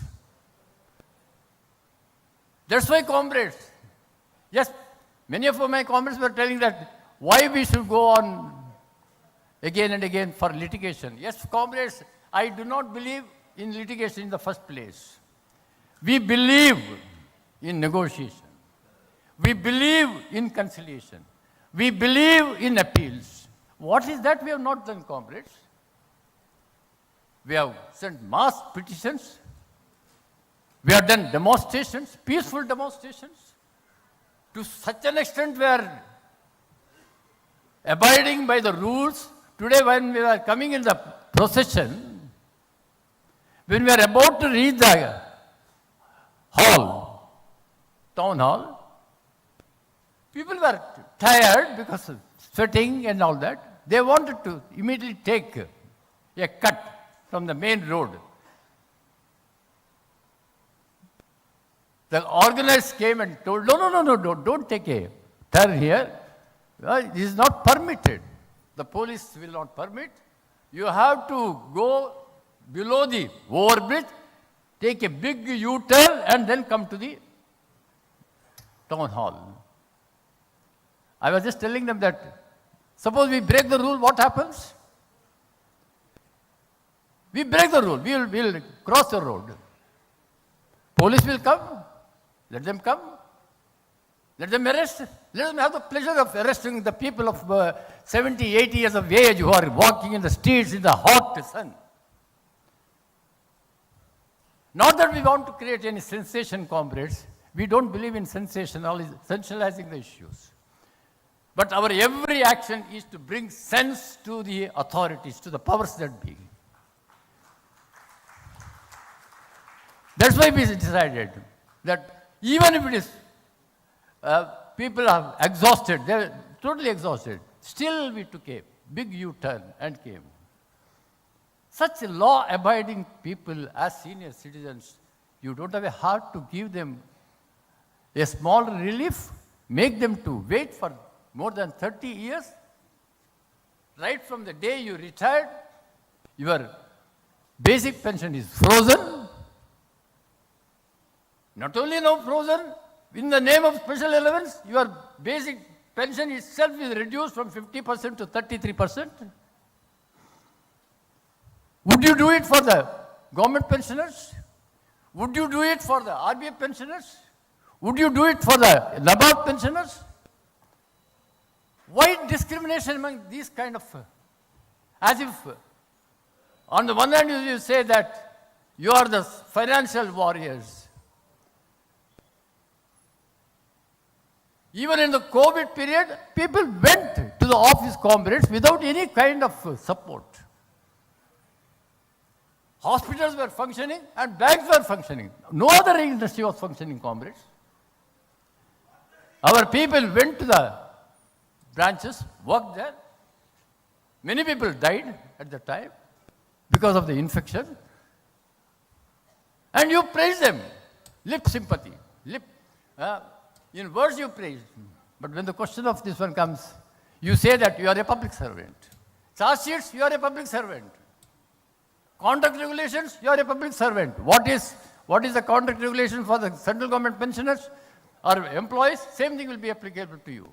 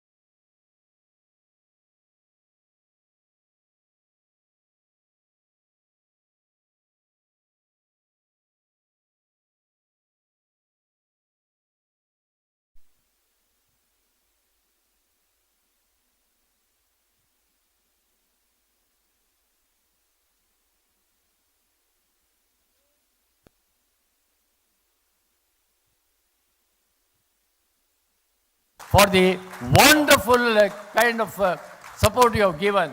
You are our energy, you are our energy, and we will move forward. Thank you, comrades. Thank you very much.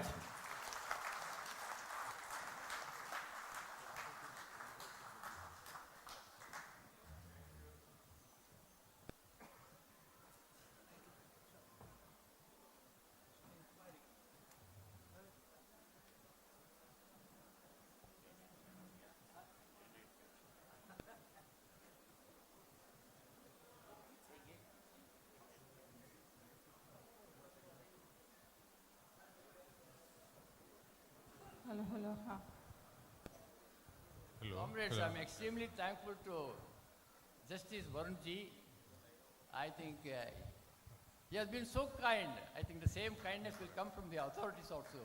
So kind, he said, though he has to leave a little early for some urgent work, he told, I will leave after your speech is over. I am extremely thankful to you, Honorable Judge.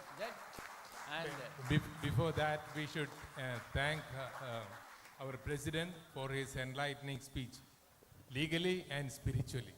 Thank you. Justice Arun, we are very much thankful to you, and this is a token of our love and affection for accepting our invitation. Thank you.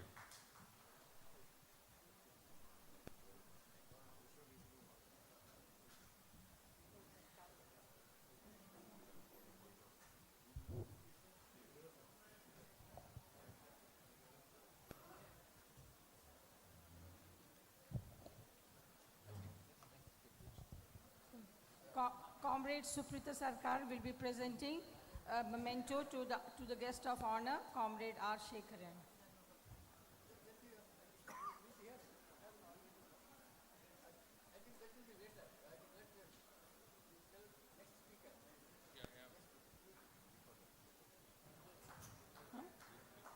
Pardon?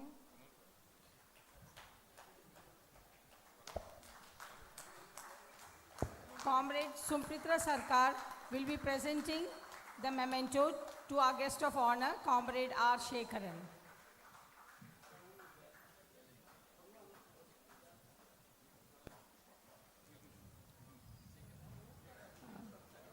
Comrade Gangadhar Yadav.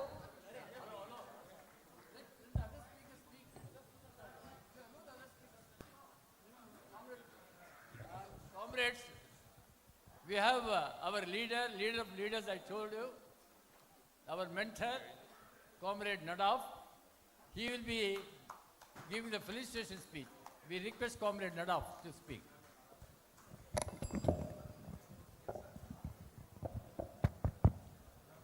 Good evening, comrades. Our unity Jindabad. AIBPARC Jindabad. We want justice. We want justice. Justice was here only.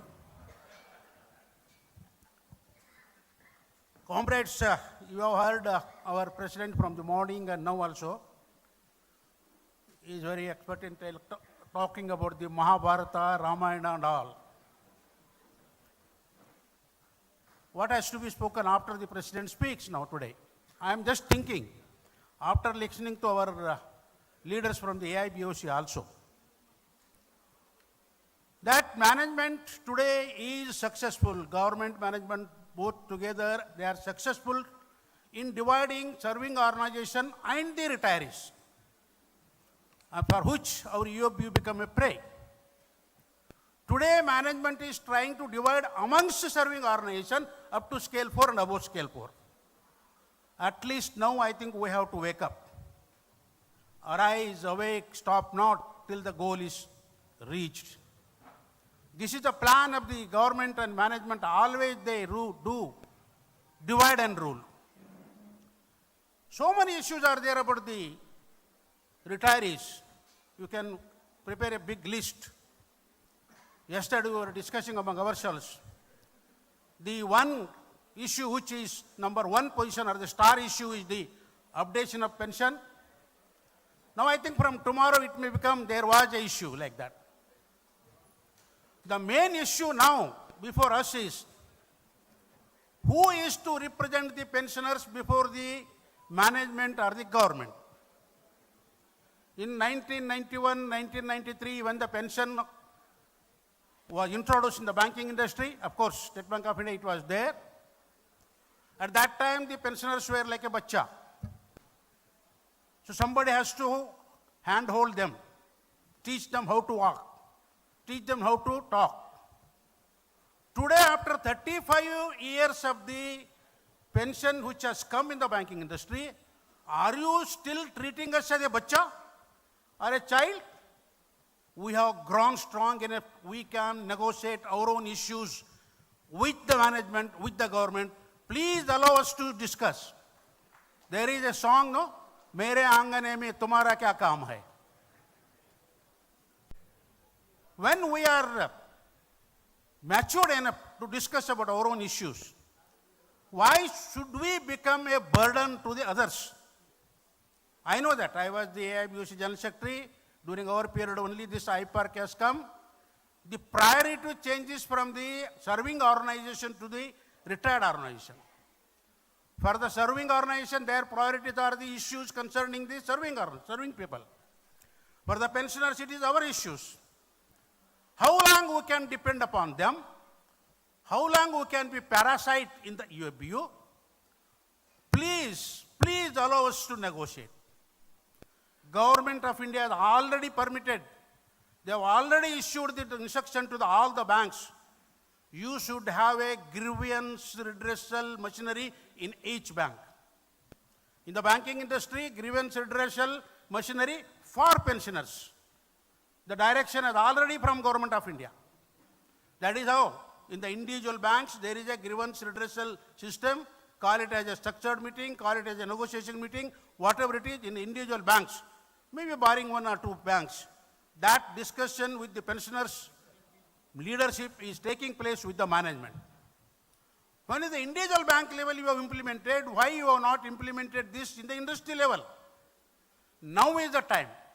Now is the time that grievance redressal machinery at the industry level must be there, and the pensioners must be allowed to present their issues. That is the main problem of today. I only request the media that if at all what has happened in the 5th triennial conference of the AIBPARC is that now the AIBPARC is demanding, along with our that CBOA and other similarly placed organization, please call us for discussion.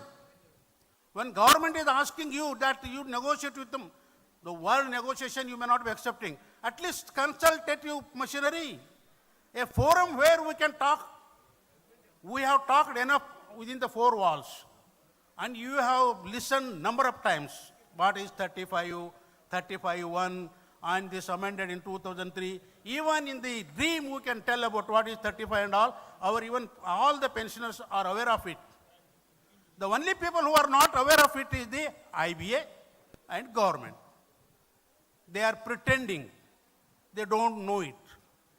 Today at least I am happy that now they say that yes, there is a 35. Regulation 35 is there in the bank employees regulation. Now Srinath is here. In the 12th bipartite, they have played a mischief. Shekaran is there. That they say that this article, the regulation 35(1), which is there in the pension regulation, is applicable to the 12th bipartite. How can it be applicable to the 12th bipartite when this is there in the pension regulation? It should be applicable to the pensioners. Now they are twisting it, telling that this 35(1) is applicable in case of those people who retired during that 5 years period. For them, the news that is the pension must be calculated on the revised basic pay. That is already there from the beginning. All this 11 bipartite, why you have not done all this? Why only the 12th bipartite you are again trying to support your own wrong affidavit which you have filed in the Supreme Court? Are they not accountable? Today in the banking industry, the needle of the accountability is only at the lower level. Maximum it go to that bank level. But at the industry level, there is no accountability. IBA, not only they are making the false statement, they have made the MPs and MLAs and ministers also to give the false statement in the parliament. Are they not accountable? And today what we are demanding is that whatever we talk here in the four walls, media also, how they report also, I don't know, with due respect. Today media must require that pensioners, organizations, of course our AIBPARC may be having only 14 years of this thing, but the pensioners are there from the 30 years of in the banking industry. They are matured enough to discuss about their own issues. Why are you not allowing them to discuss? Why are you not giving a forum for them to present their grievances? Are they not accountable for that? Yesterday I was talking to our Acharya ji that now that Government of India this time like earlier time also, that 13th bipartite must start, that discussion must complete before the end of the 13th bipartite in the banking industry. Now is the time for the pensioners organizations also to prepare a charter of demand on behalf of the pensioners and submit it to the IBA and the government, and if necessary, we may have to take it as a challenge, and so that we must be called for the discussion. Whether the updation, of course, is a gone issue that we have already from tomorrow onwards, we may stop talking about that. But so many other issues are there, no? Why are we not called for that? So I request that the main issue for today is that we should have a consultative machinery. They are not accountable. I request our AIBOC constituency, BEFI is also here, and also similarly the NCB are there. I cannot go and question the IBA because there is no forum available. For you people, there is a forum. United Forum of Bank Invest, whether you are united or I don't know, but there is a forum. Can you not ask a question to the IBA whether in the bank employees pension regulation there is a section 35(1) is available or not? That is what Honorable Judge has also asked on the other day. Now they should say that yes, it is available. The second question you have to ask, I don't know whether the justice will ask, whether 35(1) has been implemented as far as the bank pensioners are concerned. They have to either answer yes or no. No beating around the bush. There is no fund, this crore rupees, lakhs of rupees, these things. Don't tell this because you have not obtained the actuarial report as far as the cost of the updation is considered. IB has not obtained. These are all imaginary figures. Who is cooking up these figures? We don't know. Same thing happened in respect of the second option on pension in 2009-10. Of course, at that time they had got the actuarial figure, their own actuarial figure of the 28,000 crore rupees, the additional cost for the second option on pension, which from the UFBU we questioned it. It cannot be 28,000 crore rupees. We will also get the actuarial figure from the Calcutta, the same actuarial, he gave that 4,700 crore rupees.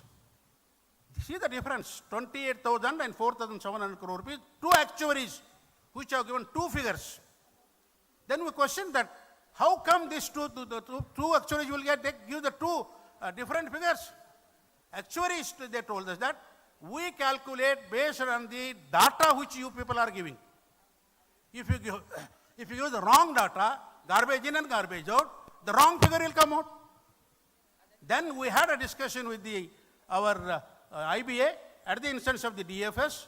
We suggested that, sir, in cricket, if the two umpires are not agreeing, what has to be done? Third umpire. That is how third actuary was appointed with the condition that whatever figures, whatever decisions the third umpire takes must be honored by the both sides. With that condition, one actuary from the Hyderabad, another actuary from the Calcutta, they calculated and they said finally 6,200 crore is the additional cost for the second option on pension, which the government was not ready to accept, but we said that earlier condition, whatever figure they give, both of us have told that we will accept it. M.V. Nair was the chairman of the IB at that time, that chairman of the Union Bank of India. We told him that this is obligation on your part because you have given already that we will accept it, you must accept it. No, actually figure is more. Don't know figure is more or less. But here in case of the updation, since last 15-20 years we are demanding, till now IB has not taken any actuarial figure. But according to section or regulation 11 of the Bank Employees Pension Regulation, every year actuarial figure on the pension liability must be taken at the individual bank level. And a sufficient provision has to be made in the balance sheet by transferring the amount there to keep that fund to take care of the pensioners. That means you have not done this from the 1991 onwards. Who is accountable? If today you say that there is no funds, which also false. Sufficient fund is available. I am not talking about the funds because the question now here is Article 14 of the Constitution of India, likes must be treated alike and there should be equal pay for the equal work. You cannot discriminate as per the Article 15 of the Constitution of India. There cannot be discrimination. Salary revision and the pension revision must happen together. That is Justice Nagar has already told. It is not a bounty, that it is a deferred wages as back as in 1982, 17th December, which we celebrated as a Pensioners' Day till today. A day may come that the 29th April may be celebrated as our Shingla, the Shingla case. Shortly it may come. That date may come. So what I am trying to tell is, it is not the question of the amount which is required here, it is the mindset of the people who are sitting there. They are not only misguiding the judiciary, they are misguiding the parliament also. But they will not be successful because you can fool some people sometime, you cannot fool all the people all the time. Now a time has come. The truth will come out. Of course, at the end of every tunnel there is a light. Light has gone and light has come. This is a good sign. Because on 31st December at 12 o'clock, you switch off and then switch on. Because new year will come, new things will come. This is, I feel that this is a good omen as far as our conference is considered, that light has gone and light has come. That is why there is no need now to throw our light on the others. I am very confident, I am very positive about I am not going to talk about the petition. I am only going to talk about that. Are they not accountable? Have they obtained every year that actual figure? Forget it, whether for this year, entire, when we are demanding this, at least from the 2012, after our AIBPARC took birth. Yesterday I read somewhere telling that one of the person has written in the WhatsApp university that it is some people are responsible, only that 1 or 2 people are responsible in getting 100% DA neutralization, and they are only responsible in getting the family pension 30%, and they are also telling that tomorrow if updation comes, it will only for them also. That is, there are so many fathers for the success. The failure is only orphan. Our AIBC culture was that we are a little bit slow in or shy in telling that I have done it. But I have no agitation to tell that, whether it is 100% DA neutralization, whether it is a family pension improvement, whether tomorrow it is updation, it has come, it is coming only on account of the efforts of the AIBPARC. That is, that we must accept. Outside you must reply to those fellows. Ask them who went and met the finance minister when 100% DA neutralization was, we lost the case in the Supreme Court. Who went and met the finance minister, and which finance minister has asked the IBA to put up a note to them that despite the case has been lost in the Supreme Court, I will make it, and requesting the IBA that don't mention there that the case has been lost in Supreme Court. The one of the CEOs of the IBA personally is put one para there that, so this case has been lost in the Supreme Court. Even then we are recommending. Who did it? This is our Krishna. Our Krishnas did it. That people must know it. We are not claiming it, we must claim it. Now, if you are not claiming now, when are you going to claim? It has come only because the so-called, the UFP big leader told that, array, you are lost in Supreme Court, forget it. When we were demanding about the 30% of the family pension which is applicable to the government is to be applicable to the banking industry, one of the leaders made a comment saying that 30% you may not get it. Maybe 20 or 25%. That is the negotiating capacity of that person. But we told at that time, say that nothing less than 30% because equality, equal treatment must be given to us. Funds is not a problem because you know that in case of regional rural banks, as back as in 1991, Justice Obul Reddy gave a verdict saying that the regional bank RRB people must also get the equal treatment as per the salary and allowance is considered under the parity. That is how the parity of the scales has been extended to the RRB employees and officers from the 1991 onwards. And you also know that that has not stopped there. That now they have also obtained the favorable justice from the Supreme Court saying that not only salary, the pension which has been introduced in the banking industry must be introduced to the regional rural bank employees also. Do you feel that RRBs have a sufficient funds to take care of their liability? Some of the RRBs have not yet implemented. Yesterday I read it that. They again went to the Supreme Court saying that we will file a contempt of court case on the government saying that they are yet to implement it. Maybe a funds problem. Then they were made to present before the Supreme Court, sorry sir, please excuse us, we will definitely implement it. The only language which they understand, government and our management, is that not a simple language. Our trade union language must be used everywhere. They cannot force us to go for the courts for each and everything because we don't have money. We don't have a muscle power. More than that, we don't have a time to follow it up.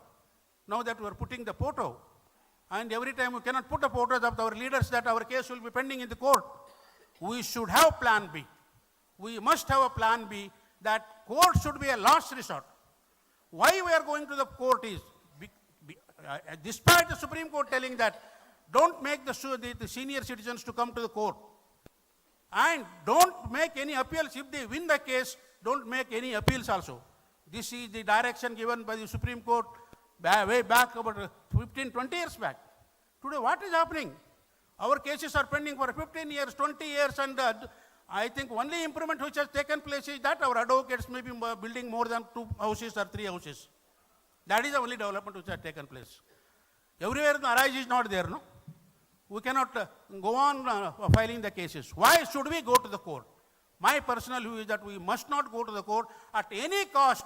This time, our prime agenda should be that negotiating forum or consultative forum or a grievance redress machinery, whatever name they want, let them call. They must call the pensioners organizations. They cannot say that there are more number of pensioner organizations. What if in serving organizations also there are 9 or 12 organizations are there? Some 9 are going together, 2 are going separately. There also, in the majority organization like the AIBPARC and the State Bank Federation, who have already formed the CVPRO along with other organizations, ours will be the maximum or the majority organization as far as the pensioners is considered. Let them call us, we will go together. If somebody is hesitating not to come to us, call him separately and give him a cup of tea and send him. Like what is being done for these minority organizations are also called there. Shiv Sena is called from the beginning itself. We know what happens. After our negotiations are over, they will come, they will sit there and they will take tea, coffee and they go, they will also sign the agreement. Such things can be done for others also. If others are also ready, that they also want to take a credit along with us, we welcome them. We welcome them, let them come, we will go together, whatever name you call. Don't insist that if it is called as some particular name only will come with you. What is there in the name? It is a joint efforts. The joint efforts of all of them. One State Bank of India having maximum number of the pensioners, next to our AIBPARC, other organizations must come and join us voluntarily. Now today you have seen that some organizations are coming and voluntarily joining the AIBPARC, and now that there is a need that some organization must join our CBPRO, and before the management and government, we must pose ourselves as the one unit. If it is not possible, all of us will go together. If you are comfortable, come with us and discuss with us. If you are not comfortable, you go separately. Some of the organizations like a Ramayana, in the Ramayana, Ravan up to the end never took the name of the Rama, Sri Rama. His brother was telling every time that Sri Rama, this Ravana used to lose his patience. Don't call him as Sri, no? Here some of our organizations are also telling, don't tell about section 35(1) of the Bank Employees Regulations.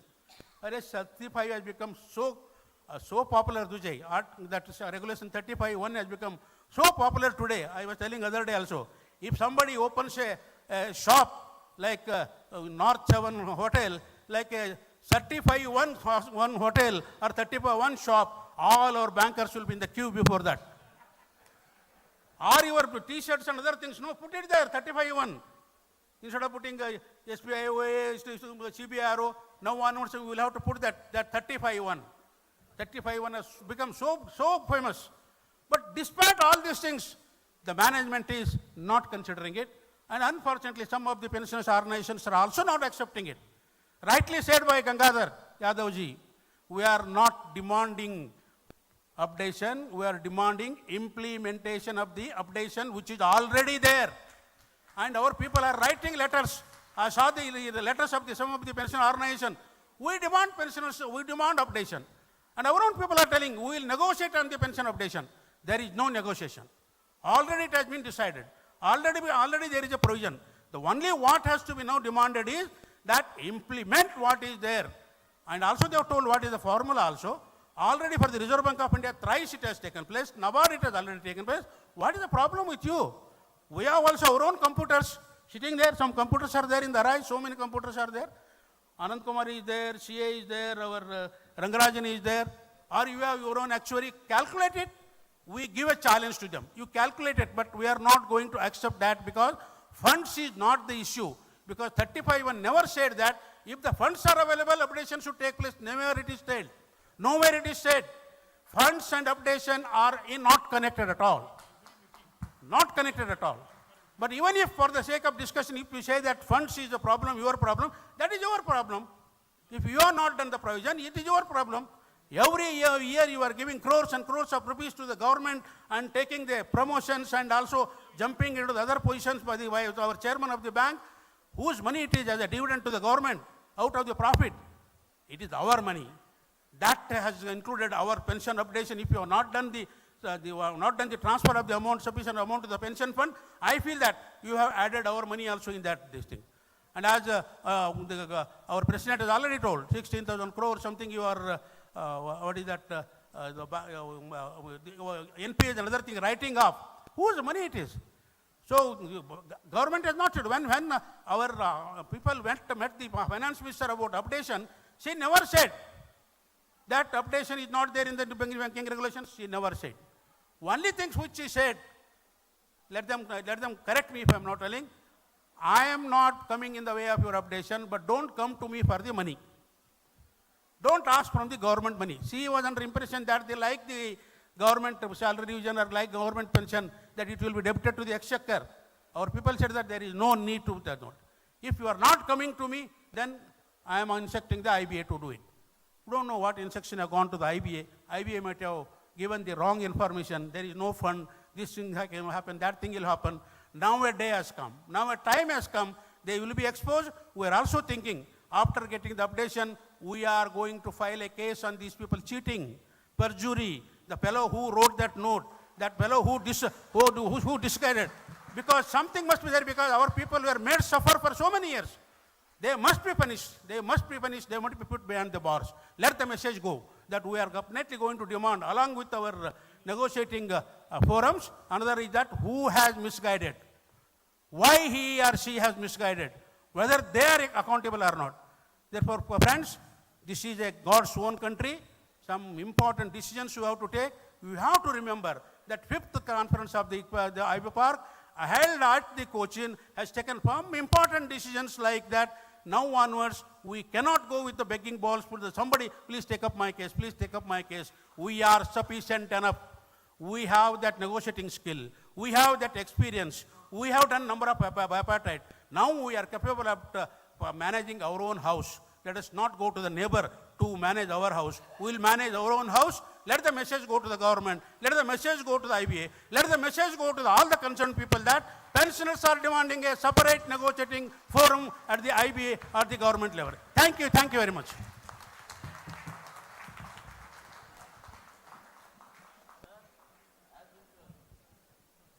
Thank you, Comrade. Next, I invite Sri S.S. Anil, National President of BEFI, to speak.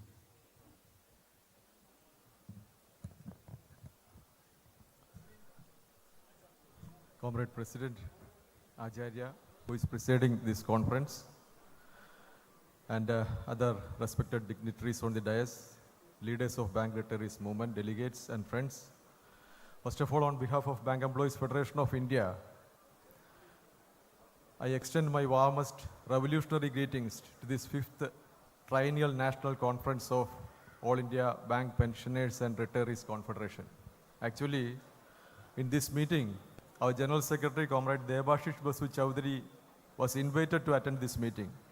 But you may be knowing, tomorrow in West Bengal, elections, last phase of elections are there. And since he has to cast a vote there, because voting now is the main thing which we have to bear in our mind. Why we are not getting this pension updation? See, in the newest, that pay commission of central government, what is there regarding the pensioners? Whether there is such a reference is there regarding pensioners? It is not there in the pay commission, latest pay commission which has been formed. So what I want to say is, your president, anyhow what I want to say, your president he has addressed, Comrade Acharya. Now Nadaf, he has also addressed. And everything which is happening in the banking industry and what about things about the pensioners, everything it has been explained. Comrade General Secretary of IBOC and Comrade President, Comrade Shekhar, they have clearly informed what all things are happening as far as banking industry, that is regarding discussions and everything it has been explained. So nothing more is left for me. Not only that, I am not a good orator also. Even in my local language, I am not a good orator. To speaking in another language in English, that too I am not expecting that I will be invited to speak today. Definitely, that problem is also there. Not only that, when this meeting, it was when our inaugurator, that is Justice Warren, when he was talking, this hall, it was a packed hall. Now many of our comrades have left the hall and many of the chairs, they are vacant now. So taking much time, it will not be good. But one thing is there. While Comrade Acharya was addressing, he was telling, what is the word he was used? You are fighting for justice. I am assuring you that Bank Employees Federation of India, after our formation in 1982, what was the stand taken by the Bank Employees Federation of India? That will continue, and we will be there in the fight for justice in forefront along with all the comrades in the AIBPARC. Comrades, not only that, Acharya and now Nadaf, he was telling about Ramayana, and Acharya, he was referring Mahabharata, and he told that government of India is like Dhritarashtra, no? Keeping blind.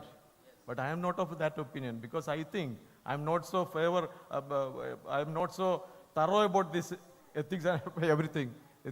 So I think that Dhritarashtra, he was born blind. But don't think that this government is born blind. They are shutting their eyes and they are pretending that they are blind. See, I know many of you might have retired before 2020. You might have retired before 2020, many of you. That means you were senior citizens before 2020, no? A right which senior citizen was, we were having, that senior citizen were having. In 2020, when we were all inside our house, shutting the doors and everything, during that COVID period, one of the right, it has been taken out. Whether you have thought about that, we were getting senior citizen concession while we are traveling in railway, no? How it has been taken out? How? During the time of COVID, when we were all sitting inside, it was taken out.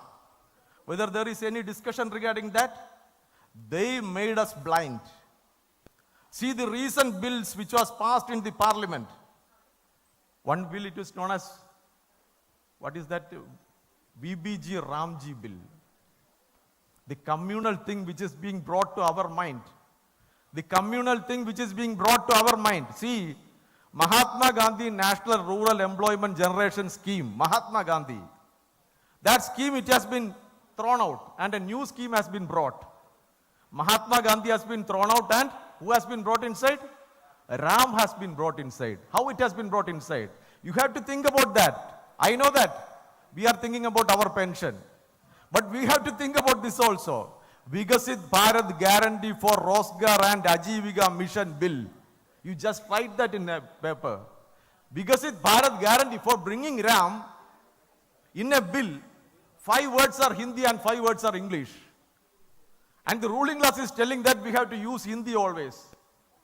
5 words are Hindi and 5 words are English. For bringing Ram, Rozgar and Ajivika Mission. Rozgar and Ajivika, it is Hindi, no? Mission has been brought, English word. For what purpose? For bringing Ram there.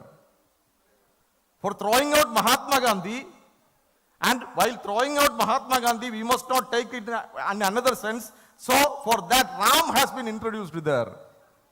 A bill which will bring Ashanti to the nation. What is the name of that bill? That bill's name is Shanti Bill. Shanti, S-H-A-N-T-I. Sustainable harnessing for advancement of nuclear energy for transforming India. You write that in a paper. Shanti. Shanti is also a Hindutva word. We can say like that. Om Purnal Purnamadashyade Purnasya Purnamadaya Purnameva Avashikshade. Om Shanti. That Shanti has been brought there. Shanti, you write that. Sustainable harnessing for advancement of nuclear energy for transforming India. Then whether that Shanti will come. Nuclear energy is there, no? Energy is another word. But that energy is silent. When we started studying in school, The English teacher will come and tell us the spelling of no, K-N-O-W. And she will tell that K must be silent. Likewise, for bringing Shanti, that energy is silent for bringing Shanti. What I want to say is, see, likewise, this government is capturing all the things which we have gained. Now, while Comrade Rubam Roy was addressing you, he mentioned about a circular recently released by Department of Financial Service. It was released on April 20th, 2026, regarding the bipartite settlement which is to take place on 2027 November. Which is to take place on 2027 November.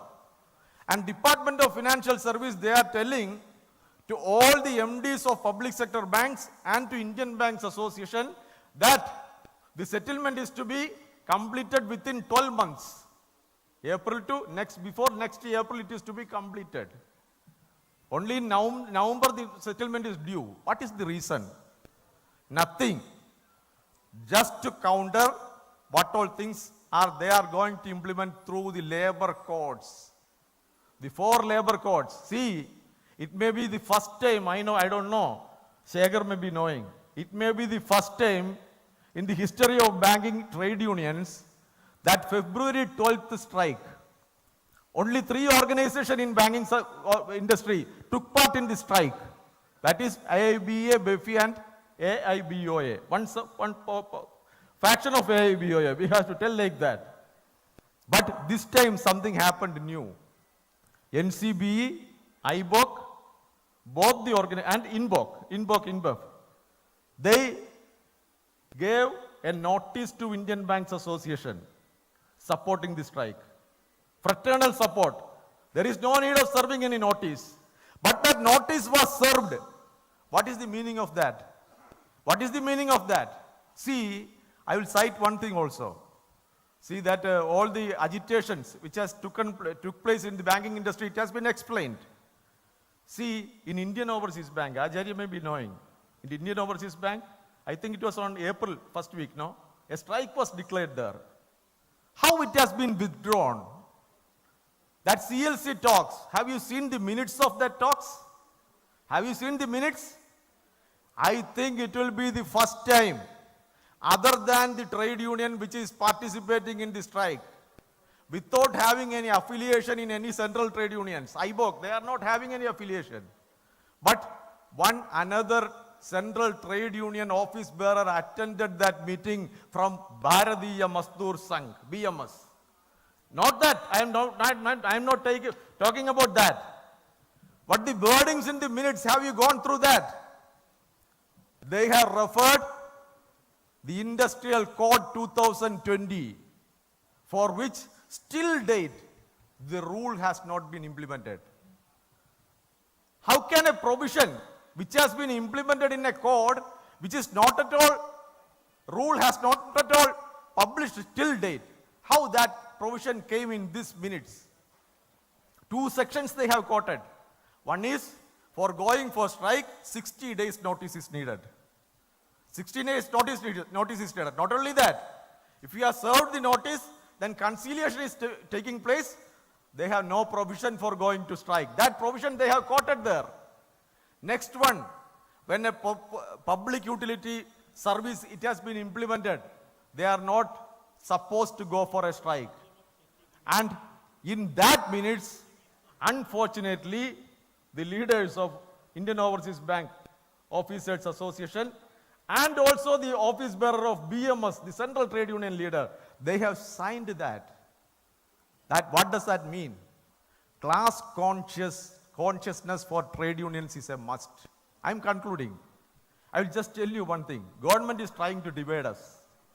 Government is trying to divide us. See, in the pension settlement in 1993, I think there is a provision that in every 5 years, if there is any shortage of fund in that pension, who has to contribute? At the time of bipartite, it is to be clearly gone through and management has to contribute, no? Every year, yeah. At the time of bipartite, it is to be maintained. Every year they have to contribute, but at least at the time of the bipartite, they have to maintain it.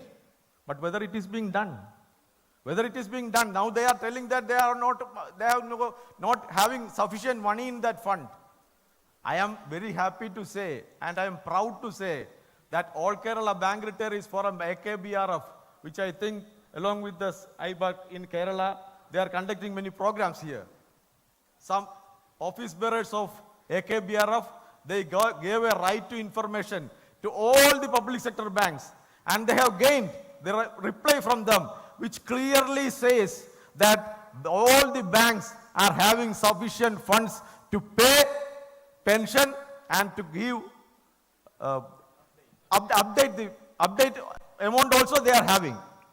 The RTA, through RTA, they have gained that. I think that tomorrow's case, that thing they have already submitted to there also.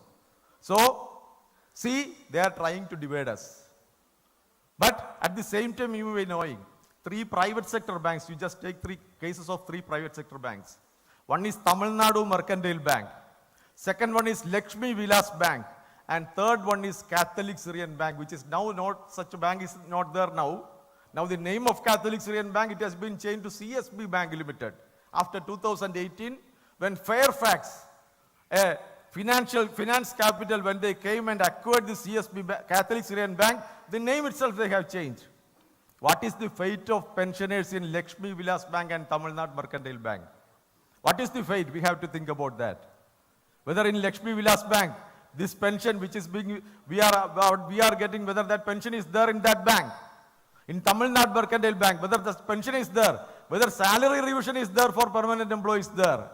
But I am very proud to say that only in one private sector bank out of these 3, in CSB Bank, still they are getting bipartite settlement as per 10th bipartite. All the pensioners are getting pension as per 10th bipartite. But in other 2 banks, it has been given back to the management. Why it has not happened in CSB Bank? I am not telling what the reason about that. You can think about that. You can think about that. And one thing I want to mention, that in CSB Bank, Bank Employees Federation of India is the majority union among the workmen. That thing is there. But what I want to say is, of course, only through agitation, our demand for updation of pension that we can have. So, now in the introductory remarks, Comrade told that around 1.5 lakh membership we are having. AIBPARC is having 1.5 lakh membership. That 1.5 lakh membership means in one union, one pension union, we are having such membership. Yes, this 1.5 lakh members of AIBPARC, they are fighting for updation of pension. Along with that, we have to think about NPS also, new pension scheme, which has been implemented from 2010. 2010, when it was implemented, an agreement was signed in banking sector regarding that pension, one more option for pension. At that time, some organization in banking industry made a comment that only because of that agreement, this new pension scheme was implemented. But this new pension scheme, it was implemented in the Government of India employees from 2004 onwards, it has been implemented. And government is telling that they are not having sufficient money to pay pension. But think about that. New pension scheme employees in banking sector, from the date of joining, the banks are paying 14% of their total pay. 14% total pay they are paying. So they are having money for whom? Because this money is going to corporates, to the hands of corporates. So that we have to bear in mind. And before concluding, once again, I am assuring that Bank Employees Federation of India will be in the forefront for the fight for updation of the pension, and we will be there with you throughout your fight. Thanking you, comrades. Thank you. Thank you, comrade. Now I invite Comrade Harvinder Singh for his speech.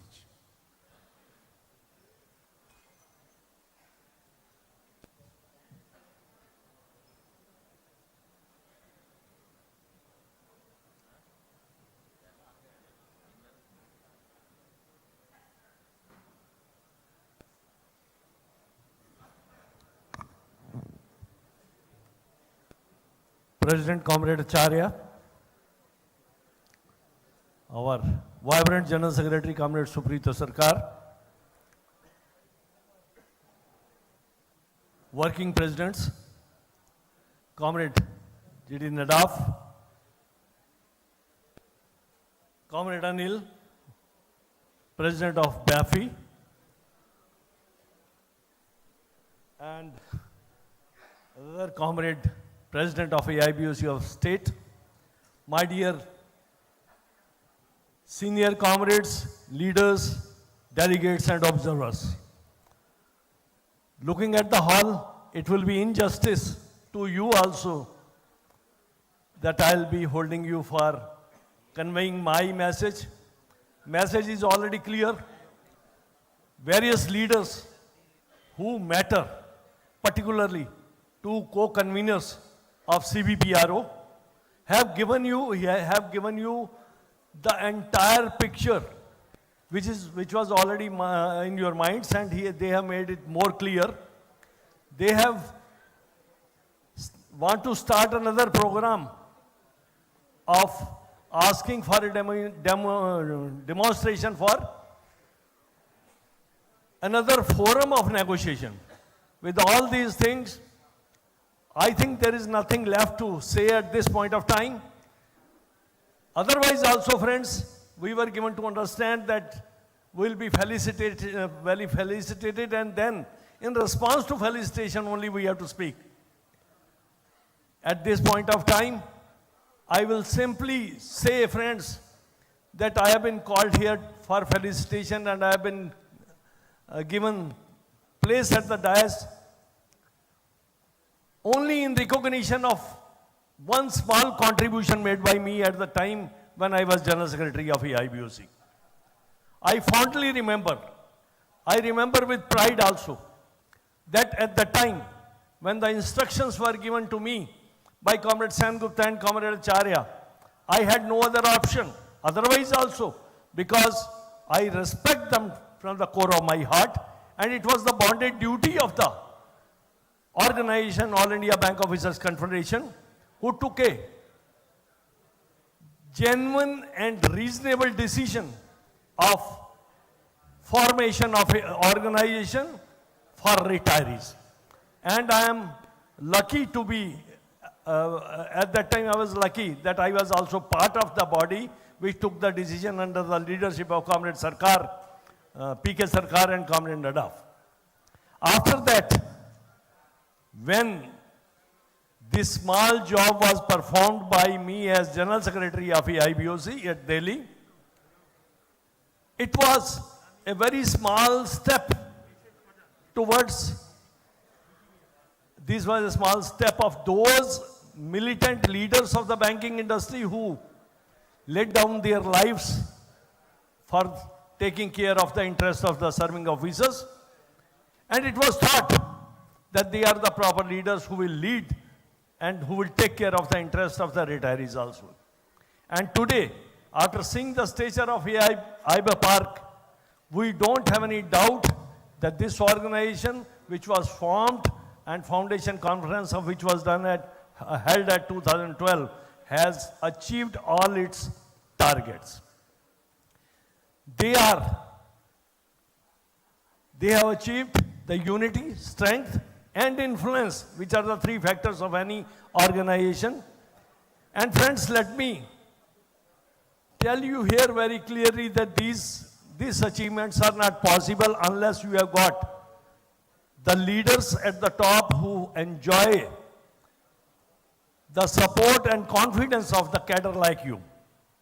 But still, today you must have seen Comrade Suprito Sarkar, who was not well, who has spent whole night in preparing a gist to be presented in this hall by cutting short the 28-page report, just to ensure that you are given the brief of the report and you are given the chance to speak on the report.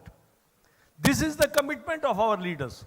Comrade Acharya, who always have a positive bent of mind, and whatever happens, he will encourage you. Nothing has happened. We'll do, you do, you can do it. So when these type of leaders are there with us, there is no doubt, friends, whatever, now I will not speak what is 35-1, what is Nakara case. See, we are sure Nakara says, Nakara Supreme Court Justice, Supreme Court has already held. This is not a bound, this is the deferred wage of the employees. So it is very clear that we are not concerned about the funds.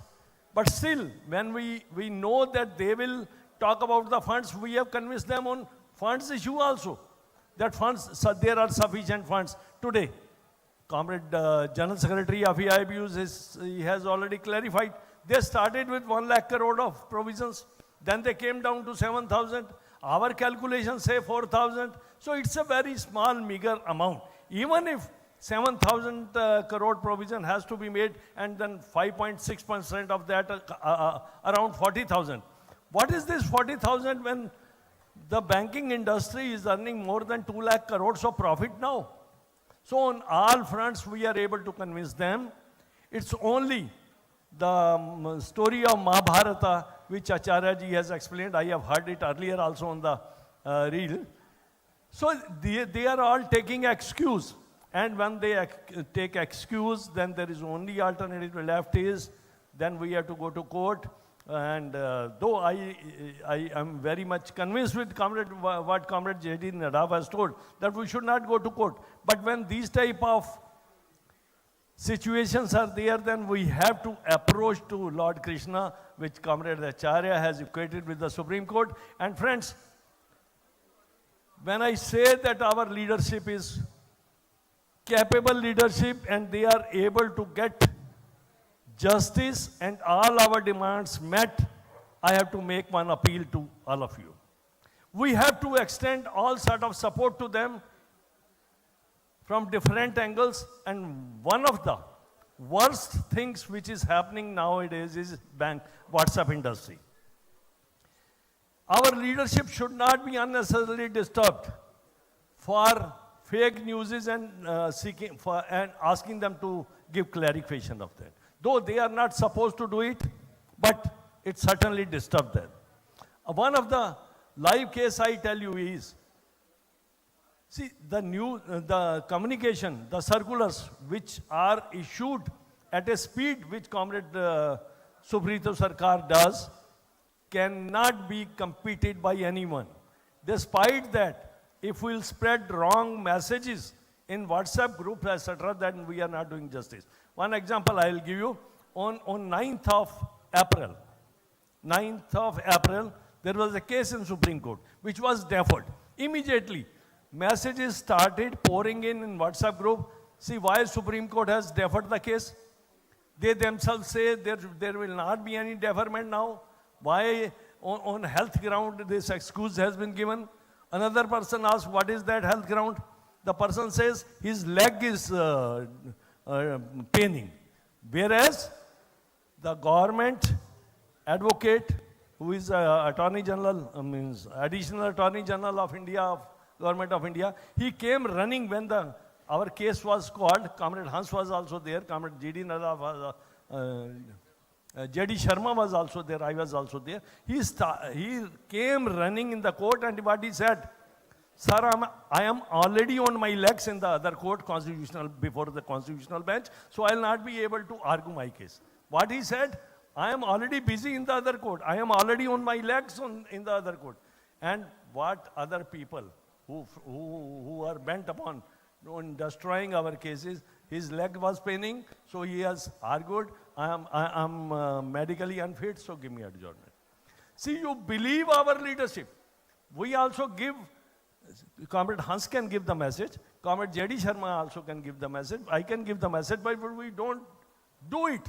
There is a foolproof system in our organization.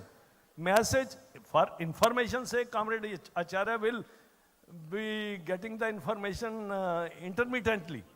But final message is prepared by our advocate, Mr. Sevaram. That is, after verification, then Comrade Acharya send it to Comrade Sarkar, and then only message in the form of circular issued. You trust your leadership. Cooperate the leadership which is capable leadership, and I am sure, friends, all our demands will be met. It is only a time factor. Maybe tomorrow it's a good day for us. It will be the last day for our conference. Maybe that we get good news. Even if it is not there, let us not feel disheartened. We are on the right path. We'll get all our demands met by the government, either by agitation or through legal system. With this, I convey my sincere thanks to the leadership at the top for providing me time to talk to you. Thank you very much, comrades. Thank you, comrade. May I now invite Comrade Introductory to deliver his speech.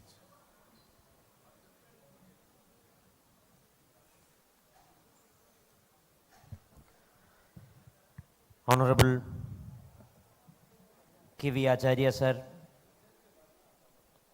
Suprada Sarkar sir, Justice V.G. Arun in his absentia, advisors Nadaf sir, Harvinder Singh sir, and all the working presidents, the All India President of BEFI, Anil sir, and my Honorable President of All India Bank Officers Confederation, Shegaran sir, Rupamda, who has appeared here online and has virtually addressed this gathering. It is already late, and I am standing in between the food and the people sitting over here, and I am not going to stretch much. This is actually a privilege and honor for me to address this august gathering because the array of speakers have poured in so many volumes of information that will take much time for me to process. And I'm very happy and privileged that at this young age, I am able to sit on a dais full of energy and exuberance. And I have seen lot of leaders speaking, and all these leaders, I have grown with them in the last 10-15 years of my career in public sector bank. I have seen so many leaders leading us, and I am very happy that I am one among the speaker addressing this gathering. See, I will not venture much into the merits of this discussions or the conference. There are speakers who have adequately thrown perspectives into this issues. See, I am representing a banker who is in a very turbulent stage, and All India Bank Officers Confederation, being the largest supervisory cadre organization, is trying to effectively navigate through all the challenges. At this juncture, we request the support of All India Bank Pensioners and Retirees Confederation to navigate these challenges, because we believe that the rich experience what our leaders have will definitely support us and guide us in navigating these challenges. Because as we all know, the AIBPARC and All India Bank Officers Confederation is ultimately fighting for the dignity of the bankers. We are also fighting for your dignity, let it be the pension abdication. It is ultimately for a dignified life. See, the Supreme Court, Honorable Justice was here. The Supreme Court has appropriately put perspectives into the Article 21 of the Constitution that right to life is not about mere animal existence. It is the right for every citizen of this country to live a dignified life. When the pensioners are treated in a discriminatory manner, the officers who are working, we are also treated in a very discriminatory manner. My General Secretary and my President has adequately clarified on how the DFS is encroaching into the rights of the banks, the boards, to decide on even the transfer of the officers. There is a very dedicated, very plotted, scripted thing happening in the industry to destroy the trade union. We should understand that. So we are also in a fight to navigate all these challenges. I'll just wind up the speech with a story. You might be having adequate knowledge about the dodo birds. The dodo bird story is a very beautiful story. Dodo bird was a very abundant species in the island of Mauritius. Dodo bird evolved from pigeons and they were flightless. So they were living happily because there were no predators in the island of Mauritius, because they were very happily living there. But in the beginning of 1600, the Dutch invasions came and the ships started reaching Mauritius. After that, the hunting and the predatory animals that finally led to the extinction of dodo bird. But after several decades, the scientists found that another species is also extinct, which is the Calvaria tree, which was abundant in Mauritius. Ultimately, the theory, the doctrine led to a scientific conclusion that the existence of dodo bird was very much essential for the regeneration of seeds of this Calvaria trees. So, we understand that the public sector banks are really required for the Indian economy to survive. This conference is happening in a backdrop when we are discussing about Vikasit Bharat of 2047, when we are thinking about digitization, when we are proudly persuading the idea of digitization being a digital economy. And now we are thinking about the artificial intelligence that has to be incorporated into the banking sector. But yesterday you might have read about Jitu Munda. See, this is actually, it is not an understatement. We are living in a country where Jitu Munda is also living among us. Jitu Munda is a tribal from Odisha. Yesterday, he was denied 20,000 rupees from his sister's account, and he was ultimately forced and compelled to dig up the mortal remains of his sister. He has put the skeleton of his sister in a sack and has brought to the branch of Odisha Grameen Bank just to receive 20,000 rupees.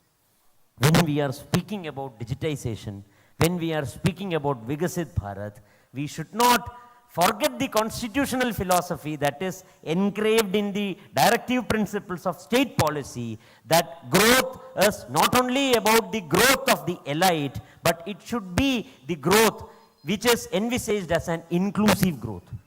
I'll just cut down my speech with a stark irony.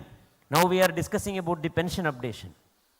I strongly believe that we have adequate funds lying in the accounts of the public sector banks to resolve this pension crisis. If I am not wrong, we have almost 4.86 lakh crore lying in the funds. This is a stark irony that when we are thinking in 2047 we will be Vikasit Bharat, the banking industry will also step into another era when there will be no pensioners working in any public sector bank, because I joined in a public sector bank in 2010 December as an NPS opti. So I am going to retire in 2046. Just after 1 year, we are dreaming about Vikasit Bharat. So in 2047, ultimately, there will be no old pension scheme employees in the bank. So every year, we are witnessing a growth.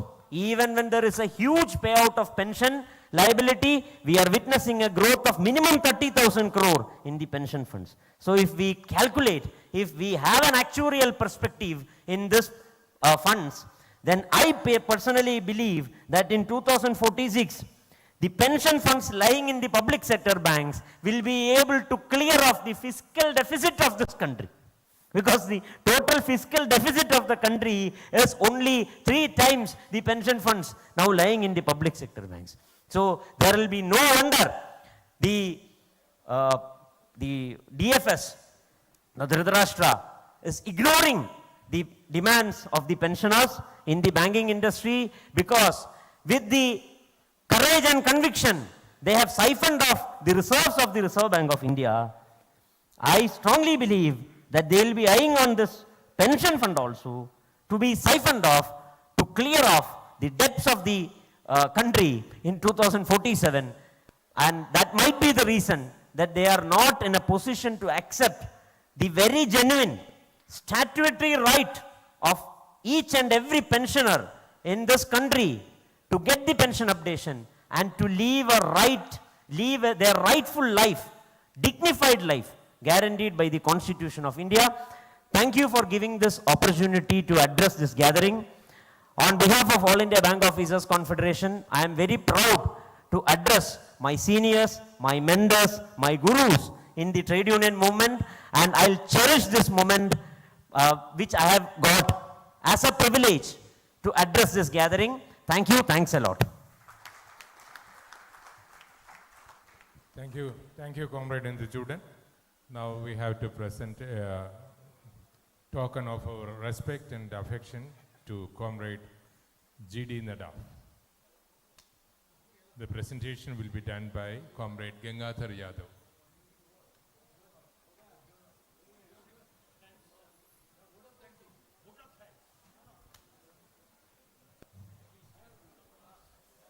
Vote of thanks after that, after this.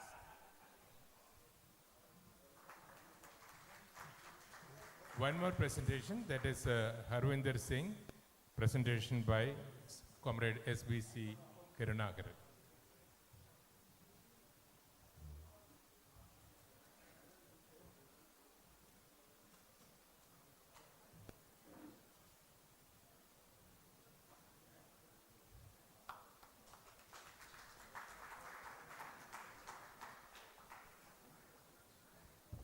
Now it is time for the vote of thanks. Comrade B. Sri Kumar, State Secretary of AIBPARC, Kerala State Unit, and General Convener of this conference, will extend his vote of thanks.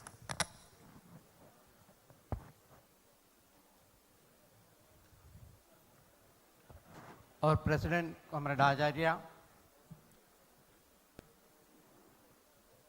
Justice V.G. Arun, in absentia, Comrade Suprita Sarkar, our advisors, Comrade G.D. Nagar, Comrade P.K. Sarkar, in absentia, Comrade Harvinder Singh, our working presidents, Comrade Gangadhar Yadav, Comrade Kuppaswamy, Comrade Subhash Chandra Ahuja, Comrade Patki Sahab, Comrade Karnagaran Sahab, Comrade S.S. Anil, National President BEFI, our young comrade Srinath Indajudan, the offer that I made in the Governing Council meeting at Bangalore was granted by the leaders of AIBPARC. First of all, I should thank them for that. It was a great honor for AIBPARC Kerala State Committee. And today, I feel this conference has become truly productive and fruitful. And maybe I should say it is also triumphant. That has been possible because of the comrades of AIBPARC from various states as well as comrades of Kerala. I remember that ever. I don't elaborate. Let me come to my duty. Comrade V.G. Arun, our chief guest, he was very cordial when we approached him for the inaugural session. Actually, I had approached him through a friend of mine who was also a justice of Kerala High Court. He was very cordial, and today also, he was very brief, but he has covered all important matters that was relevant to us. He is a very progressive judge, even while he was in service. I remember a statement made by him in one of the meetings he attended while he was serving judge.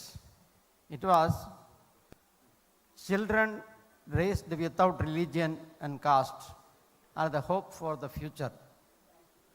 Perhaps this one sentence alone can understand his perspective. And another thing is, even though such a perspective is there for a judge, he may not be bold enough to ventilate that while in service, but he had done that. So today, whatever he was saying, it was going in the same perspective. In his absentia, I thank him profusely on behalf of AIBPARC Kerala State and also AIBPARC. Then our Comrade Acharya, he is the leading light of AIBPARC. You know, even when the light was not there, he was still continuing. That is the spirit with which AIBPARC is moving. Let us all thank Acharya ji for leading us. Comrade Suprita ji, as everybody knows, he cannot sit quiet even for a minute. Not quiet, but idle for a minute. Anything that has to happen, he ensures that it happens at the right moment. Comrade Harvinder was saying about the information that is circulating. I remember we have V.K. Prasad's GST case. So every day when the case is there, Suprita will send a message. When the result is there, you inform me immediately. And less than half an hour after my message goes, the circular comes. Less than half an hour. He is sitting in Calcutta and the message will be circulated throughout India. Such kind of dedication and commitment at this age and with the health problems also, it's very rare. I, on behalf of Kerala State and also on behalf of all the comrades, thank you, Suprita ji, very much. Thank you. Then we have our advisors, Comrade Nadab ji. We all know a very seasoned trade union leader, former General Secretary of AIBPARC, presently the CBPRO Joint Convener and also the General Secretary of Federation of State Bank of India Pensioners Association. He has been a great guide to us. Let me thank him also from my heart. Thank you, Radji.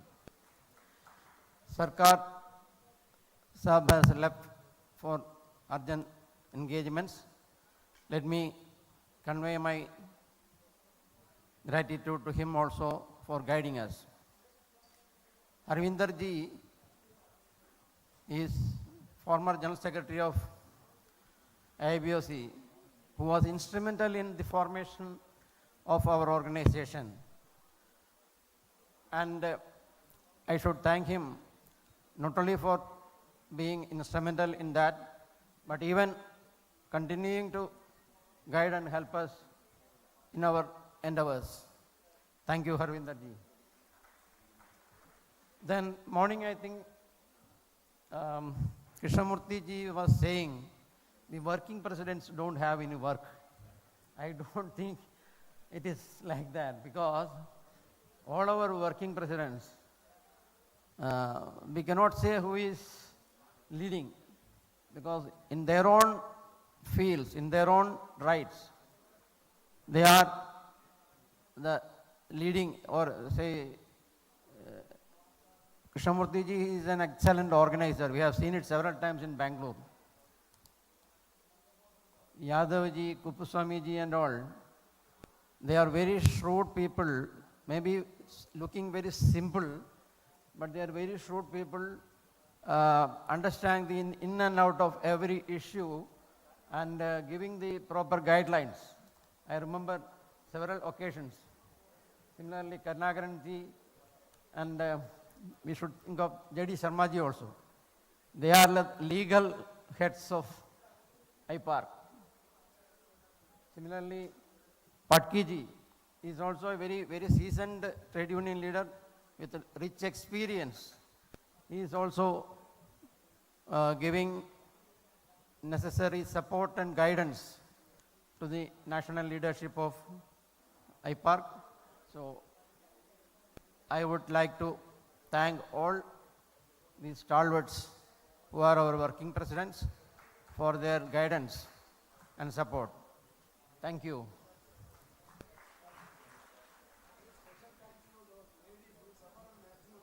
Yes, sir. Yes, definitely. Three of our family members are sitting. That is, one is Mrs. Acharya ji, another is Mrs. Nadab ji, and another I think is Mrs. Govinda Rao ji. Actually, they are running the show, I should say, because otherwise these people may not be available at any place like this. Huh? Yes, they are the people running the show, because Acharya ji or Govinda Rao ji or Nadab ji, they have to be directed and controlled properly. That they are doing. Actually, I would say exactly that is what is happening. So I would take this opportunity to thank them also. Thank you, madam. And then we have Tarunesh Chatterjee, our treasurer. I would make special thanks to him because he is providing the funds for all this conference and all that. And this is the time that he has come to Kerala, first time I think.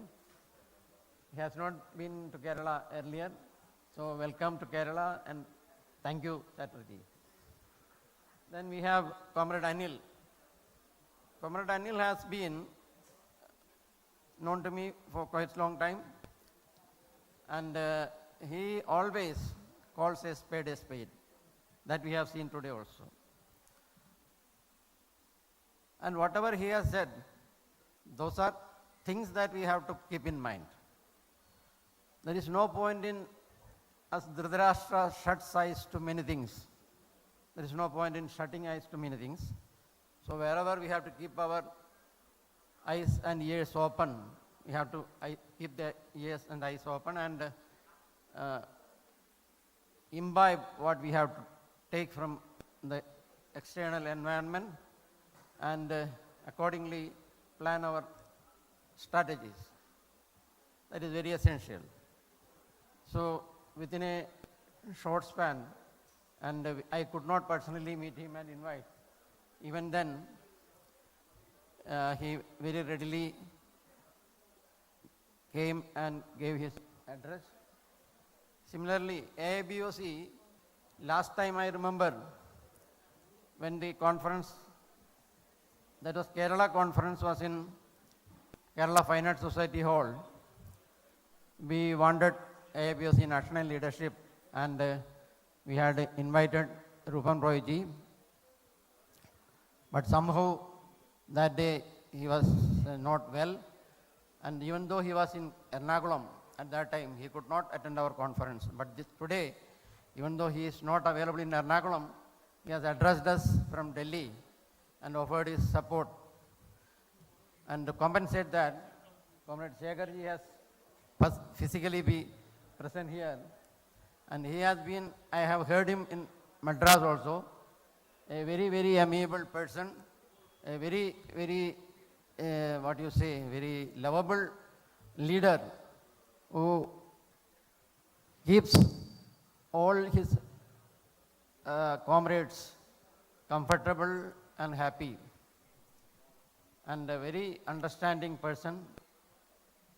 Let me thank you, Shekhar ji, also for that.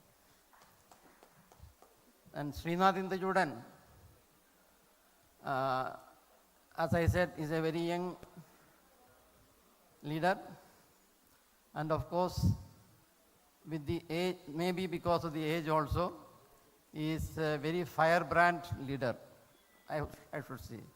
Why I say is, I have seen him in several occasions, how he is interacting with various situations, and also how he is taking up issues which normally many people may try to keep aside.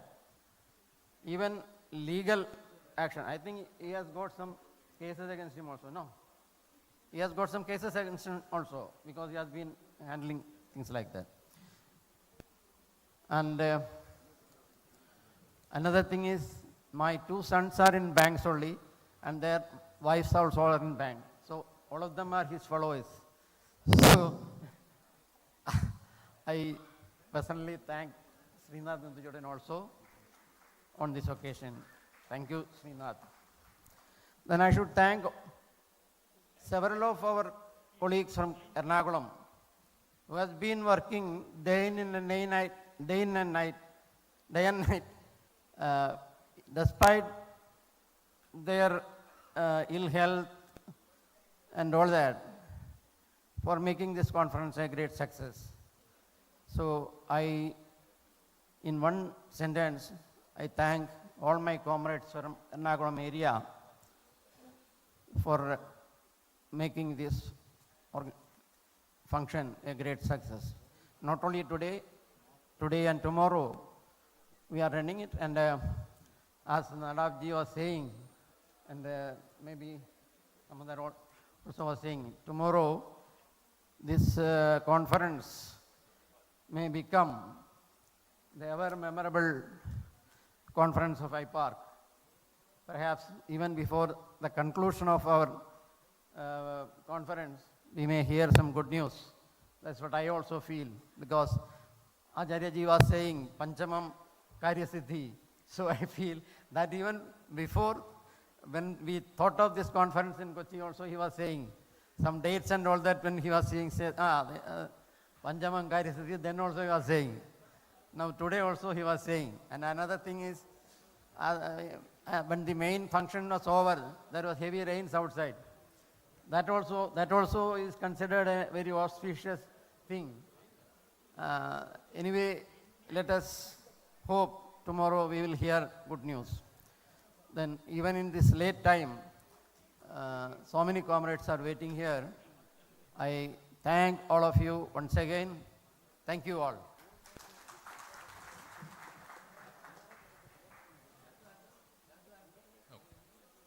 That was the end of the program. Let us rise for the national anthem.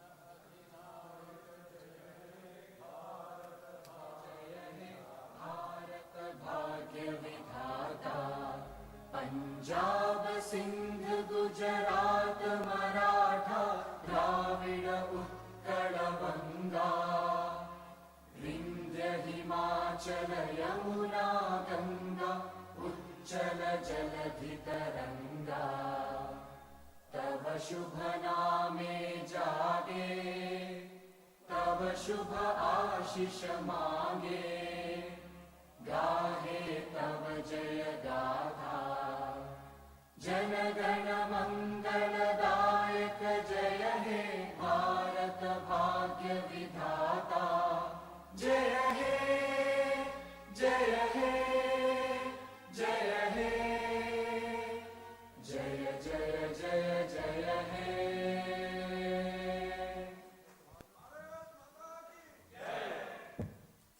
We will reassemble tomorrow at 10 o'clock, and those who haven't had their dinner, it is there.